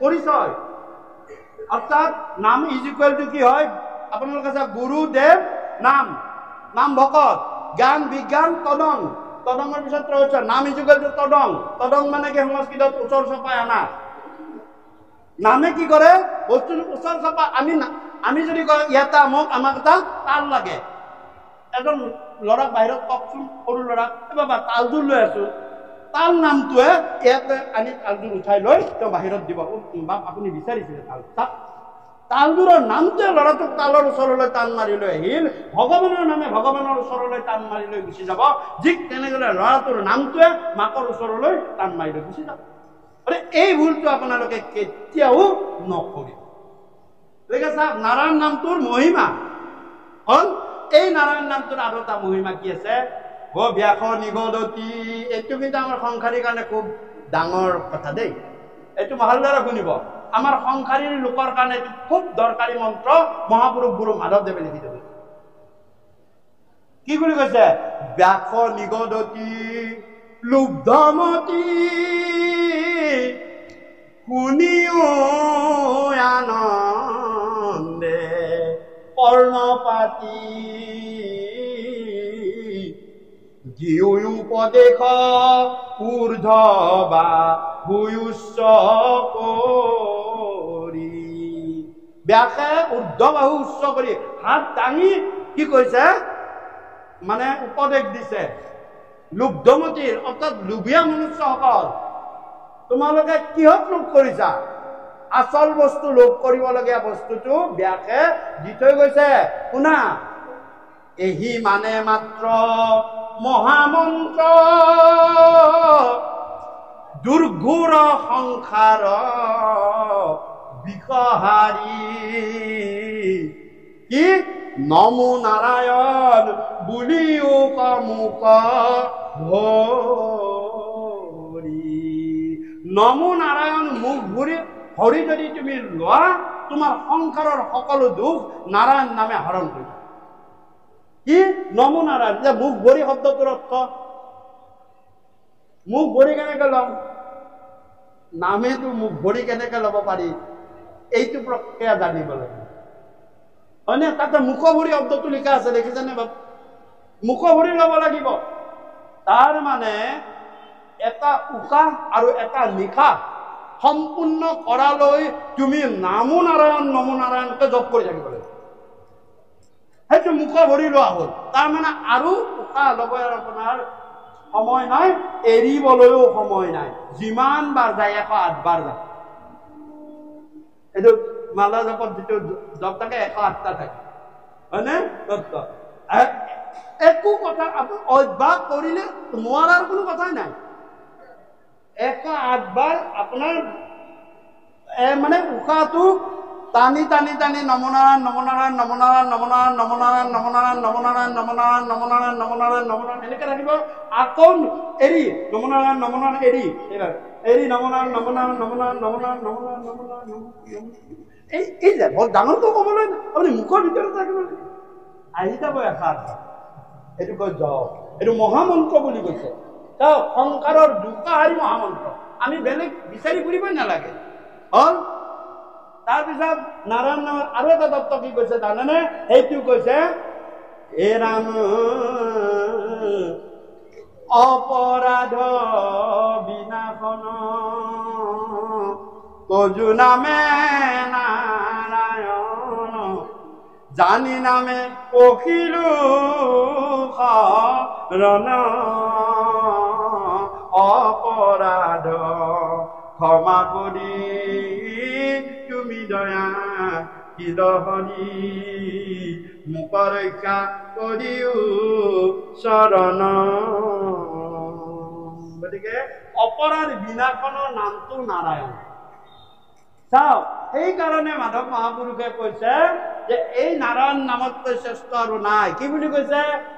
মাধৱ মহাপুৰুষে কৈছে যে আমিতো বাদেই দিয়া, তোমালোকক মই আৰু ওপৰলৈ লৈ গৈছো। কি বুলি কৈছে? চাৰিও বেদৰ চাৰিও অক্ষৰ। এই চাৰি অক্ষৰ মই অৰ্থটো ক'লোৱে। না অৰ্থে নাদ ব্ৰহ্ম, ৰা অৰ্থে ৰমতে, 29 অৰ্থে জিয়তে, মধ্যন্ন অৰ্থে আনন্দতে।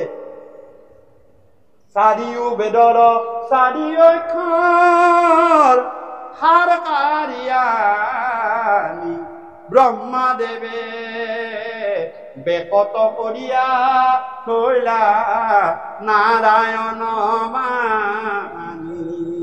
এই নারায়ণ বানিয়ে কি করে? এই নারায়ণ নামে কি করে? এই নারায়ণ নামে কি করে জানে নাকি? বাহিৰতো শুদ্ধ কৰে কৰে কৰে, ভিতৰতো শুদ্ধ কৰে। সেইকাৰণে স্নান কৰোতে নাৰায়ণ নাম ল'ব লাগে। কি কৰে নাৰায়ণ নামে? যে চাৰিও বেদৰ চাৰি অক্ষৰ সাৰকাৰী ব্ৰহ্মাদেৱে বেকত কৰি থৈলে নাৰায়ণ নামে পঢ়ি নাৰায়ণ নাম লয়া শুদ্ধ কৰোয়া আমি। চিত্ত, চিত্ত মানে ভিতৰ, চিত্ত কায়া চিত্ত, আৰু কায়া কায়া মানে বাহিৰটো। হৰি সন্তোষৰ কাৰণ আনন জানি। স্নান কেনেকৈ কৰিব লাগে, শুদ্ধ কেনেকে হ'ব লাগে, নামঘোষাত আছে। কেনেকে সংসাৰৰ বিষ হৰণ কৰিব লাগে, নামঘোষাত আছে। কেনেকে অপৰাধ বন্ধন কৰিব লাগে, নামঘোষাত আছে। নামঘোষা পঢ়ক, সকলো তত্ত্ব আপোনাৰ ভিতৰত সোমাই যাব। গতিকে এই নাৰায়ণ নামৰ কথা তত্ত্বটো নাজানিলেও অজামিলে মৰিবৰ সময়ত তেওঁৰ সৰু পুত্ৰৰ নাম লৈ ল'ব। আৰু মৰিবৰ সময়ত কি হৈছিল? তেওঁ 3টা যমদূতে আহি ধৰিছিল। আমি মানে অনুষ্ঠান শেষলৈ আহিছো। 3টা যমদূতে ধৰিছিল। সেই 3টা যমদূত হৈছে কফ, বাত, পিত্ত। মই যোৱাবাৰ কৈছিলো তাকে, কফ, বাত, পিত্ত। এই 3টা যমদূতে প্ৰতিটো মনুষ্যকে শেষত হেঁচা মাৰি ধৰিব। কোনো ক'ব নোৱাৰে। পাপি তাপি দুখী ডিঙিত হেঁচা মাৰি ধৰ। 2 নম্বৰ বাট। বাট মানে গোটেই গাটো নখৰ পৰা একদম মূৰলৈকে বিষাবলৈ ধৰিব। বিষ একেবাৰে জ্বৰ বিষ বুলি কয়, মৰ বিষ বুলি কয়। আৰু পিত্ত এটা ঊৰ্ধ্বাই গেছ তলৰ পৰা ওপৰলৈ আহি এইখিনি হেঁচা মাৰি ধৰিব। এই 3টা, এই 3টাই হেঁচা মাৰি ধৰিব। আৰু তেতিয়া তোমাৰ কণ্ঠ নিৰোধনে তোমাৰ স্মৰণ কথা। মই তোমাক মোৰ কণ্ঠটো যেতিয়া নিৰোধন হৈ যাব, এতিয়া ইমান শ্লোক মতা আমি সদম সেই সময়ত বন্ধ হৈ যাব। কি কৰিব লাগিব? হে প্ৰভু, তোমাক স্মৰণ কৰাৰ বাহিৰে মোৰ একো নাই। সেইকাৰণে গজেন্দ্ৰই কৈছে আমি সেই সময়ত কি হৈ যাওঁ? যে আমি পশু হৈ যাওঁ। আমি একো মাতিব নোৱাৰো, ক'ব নোৱাৰো। গতিকে এইদৰে অজামিলক হেঁচা মাৰি ধৰিলে। আৰু এই ভৈলাই ৰাখি বিপ্ৰৰ মৰণ সন্নিহিত 3 গোটা যমদূত আগে উপস্থিত। 3 গোটা জোঁট আহি তাত উপস্থিত হ'ল। কিন্তু হে হৰিনাম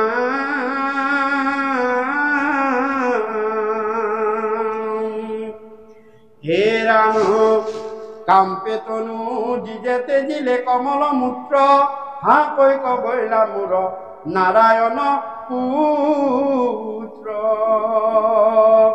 এতে কেৱলন্তে দুতে ধৰিল বিপ্ৰক হৃদয়ৰ পৰাই আনে আজুৰি জীৱক। মহাপীড়া পায়া বিপ্ৰ ভৈলাই অচেতন দিলা আৰ্তৰাৱে লিংগ আক নাৰায়ণ। গতিকে নাৰায়ণ বুলি মাতিলে তেতিয়া 4জন বিষ্ণু। সুবাদ, প্ৰথমটোৰ নাম হৈছে সুবাদ। সুবাদ, তাৰপিছত সুবাদ, সুকণ্ঠী, পূবতে আহি কি কৰিলে শ্বাস প্ৰশ্বাসৰ যিটো নলী আছিলে সেইটোৰে সোমাই দিছিল সুকণ্ঠী কি কৰিলে কণ্ঠটোৰ যি সোপা মাৰি ধৰিছিলে সেইটো নাইকিয়া কৰিলে তাৰপিছত কি হ'ল সুদৰ্শন চকুৰে তেওঁ দেখিব পৰা হ'ল যি ধোঁৱা কোঁৱা দেখিছিলে তাৰ নাইকিয়া হ'ল আৰু বন্ধ ছেদন যি কৰ্মবন্ধনেৰে বিপ্ৰক বান্ধিছিলে লগে লগে বন্ধ ছেদনে 4টা বিষ্ণুদূতে তেওঁ 4টা কাৰ্য কৰিলে আৰু তেতিয়া তেওঁ চকুৰে দেখা হ'ল কি দেখিলে যে 3টা যমদূতক দেখোন সুন্দৰ সুন্দৰ কেইজনমান পুৰুষে কিবা কিবি কথা পাতি আছে মোক এইকেইটাইতো মাৰিছিলে তেওঁলোক আহি মোক বঠালে আৰু সিহঁতৰ মাজত কি কথা বাৰ্তা পাতি চলি আছে কথা কি পাতিছিলে যমদূত কেইটা বিষ্ণুদূত কেইটাই মানে ডাকি সিহঁতক খেদাবলৈ বিচাৰিছে আৰু ধৰ্মৰ কথা কৈ আছে কিছু সময় পিছত বিষ্ণুদূত কেইটা নাইকিয়া হ'ল তেওঁ বিষ্ণুদূত কেইটা নাইকিয়া হ'ল যমদূত কিনিও পলাল বিষ্ণুদূত কেইটা নাইকিয়া হ'ল তাৰ পৰা তেওঁ পুনৰ জীৱন একেটা শৰীৰতে পালে তেওঁ শৰীৰত একেটা শৰীৰতে তেওঁ পুনৰ জীৱন লাভ কৰিলে কৃষ্ণ এতিয়া আৰু তাৰ পৰা চাও এইটো কিমান বছৰত হৈছিল ভাগৱতে কি বুলি কৈছে যে ভৈল অষ্টাধিক আশী বৰিক প্ৰমাণ এই বিপ্লৰ এই কাহিনীটো হৈছিল 88 বছৰত অষ্টাধিক মানে 8 বেছি অষ্টাধিক 80তকৈ 8 বেছি 88 বছৰ বয়সত এই ঘটনা হৈছিল বৃদ্ধ বয়সত তাৰ নুপুজিলে জ্ঞান এই সময়ত তাৰ জ্ঞান উপজা নাছিল সাধু সংগ লোৱা নাছিল অকল বেশ্যাৰ সংগতে থাকিছিল খালি পুতেকক মাতি থাকিছিল পুতেকক মাতাটোৱে কৈছে নামাভাস আমি খাওঁতে বওঁতে শুওঁতে উঠোতে আমি নামাভাস কৰিব লাগে কিয় কৰিব লাগে যে আমাৰ মনুষ্যৰ মনটো বৰ সন্দেহ কাৰোবাৰ ঘৰত খাবলৈ গ'লে কিবা দুটাতকৈ 3টা বস্তু দিলে কিবা কিবি বেয়া কাম কৰি বেয়া বস্তু দিছে নেকি মোৰ অসুবিধা হ'ব নেকি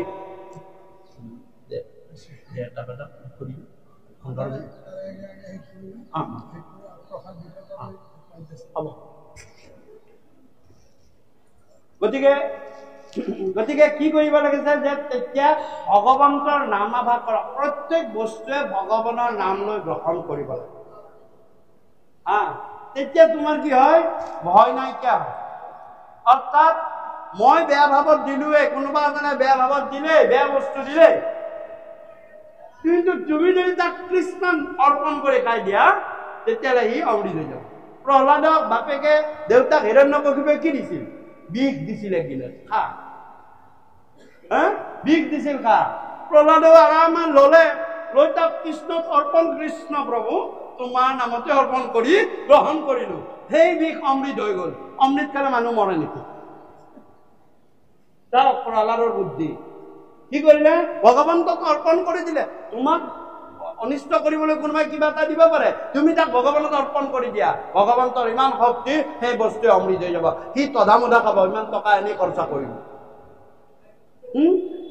একো কৰিব নোৱাৰিলো মই কিয় তুমি নকৰিলা ভগৱানক অৰ্পণ কৰিব শিকা আৰু এনেদৰে কি কৰিছিল যে অজামিলেও সেনেকুৱা কৰিছিল হেচাচলি বাপান্দ মৈত্ৰী সংস্থা আমাৰ অনুষ্ঠান শেষৰ ফালে আহিছে মই আপোনালোকক কৰপূতে জনাও যে অজামিলৰ পূৰ্ব জন্মৰ কাহিনীটোৰ কথা জনাই আজি মই অনুষ্ঠানটো শেষ কৰিম কৃষ্ণ এ হৰি ৰাম ৰাম ৰাম এই অজামিলনো কোন আছিল বিষ্ণু পুৰাণ আৰু হৰিবংশত কি কৈছে যে এই অজামিল পূৰ্ব জন্মত সেই কৰ্মৰ ফল নহয় কৰ্ম বন্ধনৰ কথা কৰ্ম ফল ভুগিবই লাগিব কোনোৱে খাৰিব নোৱাৰে যে পূৰ্ব জন্মৰ অজামিল আছিল ধৰ্মদত্ত নামৰ উজ্জয়িনী ৰাজ্যৰ ৰজা তেওঁৰ 2গৰাকী পত্নী আছিল এগৰাকীৰ নাম আছিল সুধৰ্মা ডাঙৰ গৰাকীৰ নাম আৰু সৰু গৰাকীৰ নাম আছিল পুৰুপা সুধৰ্মা আৰু পুৰুপা 2গৰাকী পত্নীক ৰজা ধৰ্মদত্তই নিজৰ দৈনন্দিন কামখিনি দুভাগত ভাগ কৰি দিছিল ডাঙৰজনীক দিছিল যে তুমি বেলেগ কাম একো কৰিব নালাগে তুমি মোৰ যি যজ্ঞ মই বিষ্ণু সাধক আছিল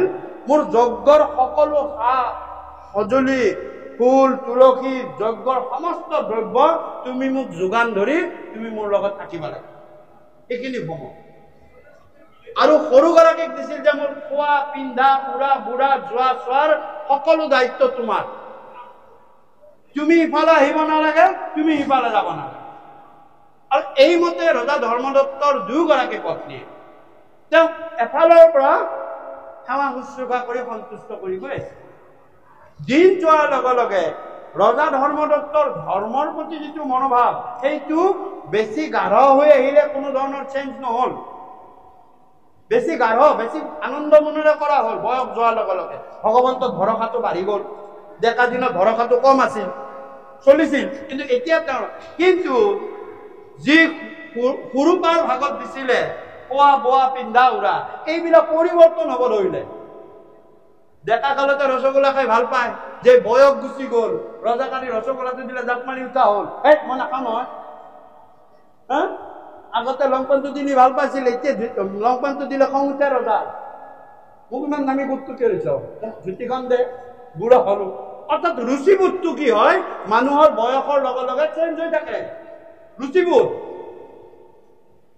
আৰু সৰুপাই সেইকাৰণে সৰুপাৰ লগত সঘনে ৰজাৰ কিং কিং লাগি থকা হ'ল ইছৰাম ডাঙৰজনী কোনোদিন একো নকয় আৰু মোক একদম মানে কথাই কথাই মোক মানে এনেকুৱা কৰে দিনে দিনে দিনে দিনে দিনে কি হ'ল সৰুপাৰ প্ৰতি ৰজাৰ মানে খামখেয়ালিটো বেছি হৈ আহিলে আৰু সুধৰ্মৰ প্ৰতি তেওঁৰ মানে বেছি ভাল পোৱা হৈ আহিল তেওঁ ভালে কুশলে কৰে এই কথাত সৰুপাই জ্বলিলে বোলে নহয় মই বুদ্ধি কৰি হলেও ৰজাক সুধৰ্মাৰ লগত বেয়া কৰিবই লাগিল মই সোধাই নেৰিম মোক সদায় গালি দি থাকে মোৰ কামত অসন্তুষ্টি তাইক কোনোদিন গালি নাপাৰে সতিনীৰ এটা মানে সেই থাকে নহয় গতিকে সুবিধা সুযোগ চাই থাকিল সুবিধা সুযোগ চাই থাকিল আৰু ৰজা ধৰ্মদত্তই প্ৰতিদিনে যেতিয়া বিষ্ণু সেৱা কৰে তেতিয়া সকলো বস্তু আনি তেওঁ ওচৰত সুধৰ্মাই সজাই দিয়ে আৰু সুধৰ্মাই হাতত তুলি তুলি দি থাকে ৰজাই আগবঢ়াই দি থাকে ৰজাই আৰু অৰ্পণ কৰি গৈ থাকে এয়া ৰজাৰ কাম সেইদিনাও সুধৰ্মাই গোটেই বস্তু মানি আনিলে আনি মানে ফুল তুলসী প্ৰসাদ ফল মূল তামোল পাণ সকলো আনি থৈ দিলে থৈ দি মানে অকমান কটটো আনো বুলি অকমান ইফালে গ'ল সেই সুযোগতেই সৰুপাই কি কৰিলে পটককে নিজৰ ৰুমৰ পৰা ওলাই আহি এই পাচিটোত থকা 10 জোৰ তামোল পাণ অৰ্থাৎ 10 জোৰ তামোল পাণেৰে বিষ্ণুক পূজা কৰে অৰ্থাৎ বিষ্ণু কৃষ্ণৰ 10টা গুণ ভাগৱতৰ 10টা গুণ 10 গুণ মই ক'লোৱেই আৰে পূজনটো 10টা অৰ্পণ হ'ব লাগিব 10 গুণত 10 অৰ্পণ কৰে সেই 10টা তামোলৰ পাণৰ পৰা থাপ মাৰি খামুচ মাৰি যিমান পালে লৈ গুচি গ'ল তেতিয়া 1 জোৰ তামোল পাণ থাকি গ'ল আৰু 9 জোৰ তামোল পাণ সুধৰ্মাই সৰুপাই লৈ গুচি গ'ল লৈ মনে মনে চাই থাকিলে কি ঘটনা এতিয়া ৰজা ধৰ্মদত্ত আহিল আসনত বহি ওচৰতে সুধৰ্মা বহি এফালৰ পৰা অৰ্পণ কৰি গৈ আছে দ্ৰব্যসমূহ ফুল তুলসী দ্ৰব্য ফল মূল প্ৰসাদ চকাত অৰ্পণ কৰি গৈ আছে একদম একত তামোল পাণবোৰ অৰ্পণ কৰিব প্ৰতিদিনাই 10 জোৰ তামোল পাণ দিয়ে এইটো নিয়ম আৰু সেই যজ্ঞস্থলীতে হাতত দিলে যে 1 জোৰ তামোল পাণ এই যজ্ঞস্থানত ৰজাৰ লগে লগে খং উঠি গ'ল প্ৰতিদিনাই 10 জোৰ আনে আজি 1 জোৰ খেপি চাইছে নাই পোৱা ৰজাৰ যে খং উঠি গ'ল তেওঁ সেই 1 জোৰ তামোল পাণকে অৰ্পণ কৰি ওচৰতে বহি থকা সুধৰ্মাক ক'লে হে বেচ্ছা তুমি ৰীতি নীতি নাজানা বেচ্ছা নাৰী কি কৰিছা মোৰ ইয়াত 10 জোৰ তামোল পাণ থাকিব লাগে এইটো মোৰ ৰীতি নীতি আজি কেনেকৈ 1 জোৰ আহিল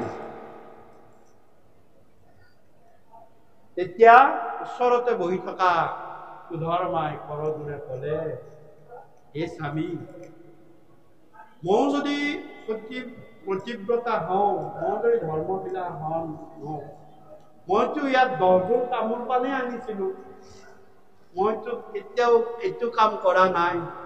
কিন্তু আপুনি মোক এই যজ্ঞ স্থানত স্বয়ং বিষ্ণুৰ আগত, আমাৰ আৰাধ্য দেৱতাৰ আগত এই স্থানত বহি খঙত মোক বেচ্ছা বুলি গালি দিলে।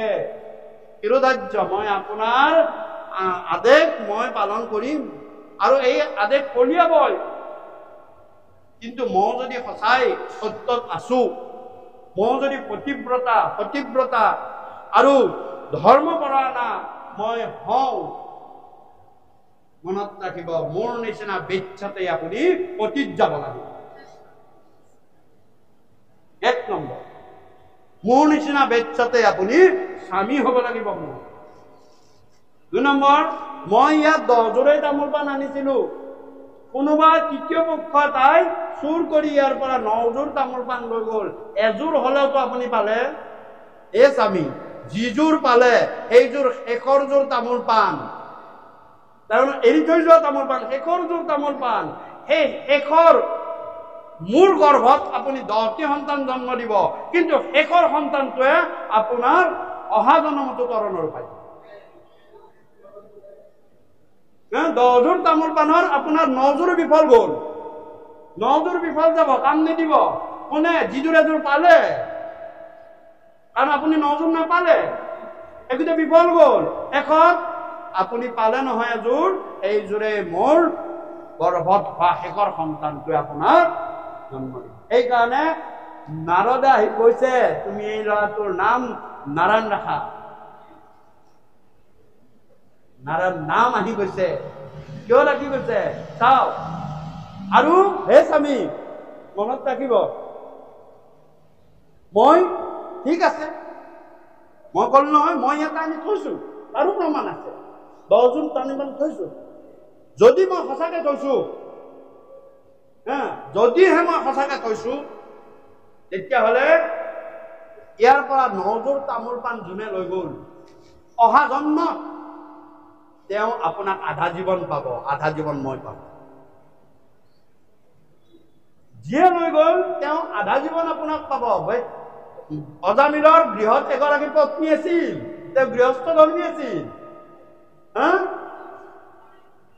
যিগৰাকী সুধৰ্মা ডাঙৰ কৰি যিগৰাকীয়ে সাপ পালে, তেওঁ আহি বেচ্ছা হ'ল। এই বেচ্ছাগৰাকী কোন? এই আগৰ জন্মত ধৰ্মদত্ত ৰজাৰ ডাঙৰ পত্নী। আৰু সেই ধৰ্মদত্ত ৰজাই অজামিল হ'ল, আৰু অজামিল হৈ সেই বেচ্ছাৰ গৰ্ভত 10টা সন্তানৰ জন্ম দিলে, আৰু অতি দয়াতৰে কনিষ্ঠ পুত্ৰৰ নাৰায়ণ নাম থৈল। কলে আৰু যিগৰাকীয়ে চুৰ কৰি নিছিলে সৰু পাই, তেওঁ গৈ অজামিলৰ ধৰ্মপত্নী হ'ল। তেওঁ গৃহত থাকিলে, সেইকাৰণে 8 বয়সতে অজামিলে তেওঁক এৰি বেচ্ছাত পুতিত গ'ল। আধা জীৱন তেওঁ পালে, আধা জীৱন তেওঁ পালে। গতিকে এইদৰে কৃষ্ণ কথাৰ আমি এই চলি বা বান্ধৱ মাতৃ সমস্ত হে হৰিনাম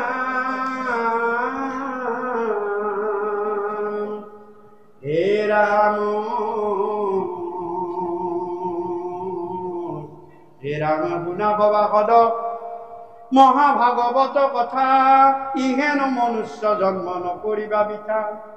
কেতিক্ষণে ধৰে কালে তাৰো নাহি চিত্ত, অৰামাৰ কি মনুষ্য হইবা ভাৰত ভূমিত। দেৱৰ বাঞ্ছিত ভাৰতৰ নৰকায়া, পুণ্য বলে পাইলা ঈশ্বৰৰো ভৈলা দায়া। কৰা বিঠা কবিতা কৰা কোনে, কেনে বিষয়ৰ ভুলে। বেচা চিন্তামণি জন্ম চাৰ কাঞ্চ মূলে। চূড়াত কল এৰি মলয়া চন্দন, আন দেৱ সেৱ এৰি দৈৱ কি নন্দন। স্মৰণ মাত্ৰকে জাপ তৰয়ে সংসাৰ, হেনয় সুৰিদ দেৱ কৈত পাই বায়াৰ। পৰম ঈশ্বৰ আত্মা বান্ধৱ সাক্ষাৎ, প্ৰত্যেকে আশ্ৰয় হৰি সবাৰ হিয়াত। এক চিন্তে চিন্তা তান চৰণ কমল, লোৱা ৰাম নাম মহা মৰণ সমৰ ঘোৰ পৰ লোকে আন নাহিকে সহায় সুহৃদ পৰম সুহৃদ এক নাম তবি নাই জানিয়া যতনে তৰিবাৰ কৰা কাম অৰাম পাতক চাৰুক ডাকি বোলা ৰাম ৰাম জানিয়া যতনে তৰিবাৰ কৰা কাম পাতক চাৰুক ডাকি বোলা ৰাম রাম কৃষ্ণর চরিত পরময় অমৃত এত পরে নাহি আন কোটি কোটি যজ্ঞ জপতি চদান রেণু কোনো হে অমান কৃষ্ণ গুণ নাম ধর্ময় অনুপম আকসার করি ধরা আন দেব ধর্ম দূরতে তেজিয়া কৃষ্ণ তো ভকতি কৰা উহি তত্ত্ব জানি চিন্তা চক্র পানি অনাদরি আন পাম কৃষ্ণর কিঙ্করে রসিলা শঙ্করে ডাকি বোলা রাম রাম কৃষ্ণর কিঙ্করে রসিলা শঙ্করে ডাকি বোলা রাম রাম শ্রীমন্ত শঙ্কর হরি ভক্তৰ জানালে নকল্প তৰু তাহান্ত বিনাই নাই নাই নাই আমার পরম রাম তাহান্ত বিনাই নাই নাই নাই আমার পরম কৃষ্ণ কৃষ্ণ কৃষ্ণ হরি ও রাম গাওতা বাওতা কর্ণপাতি শুনোতা সবার কুশল মঙ্গলার্থে হরি বল হরি বল হরি বল হরি বল হরি ও রাম।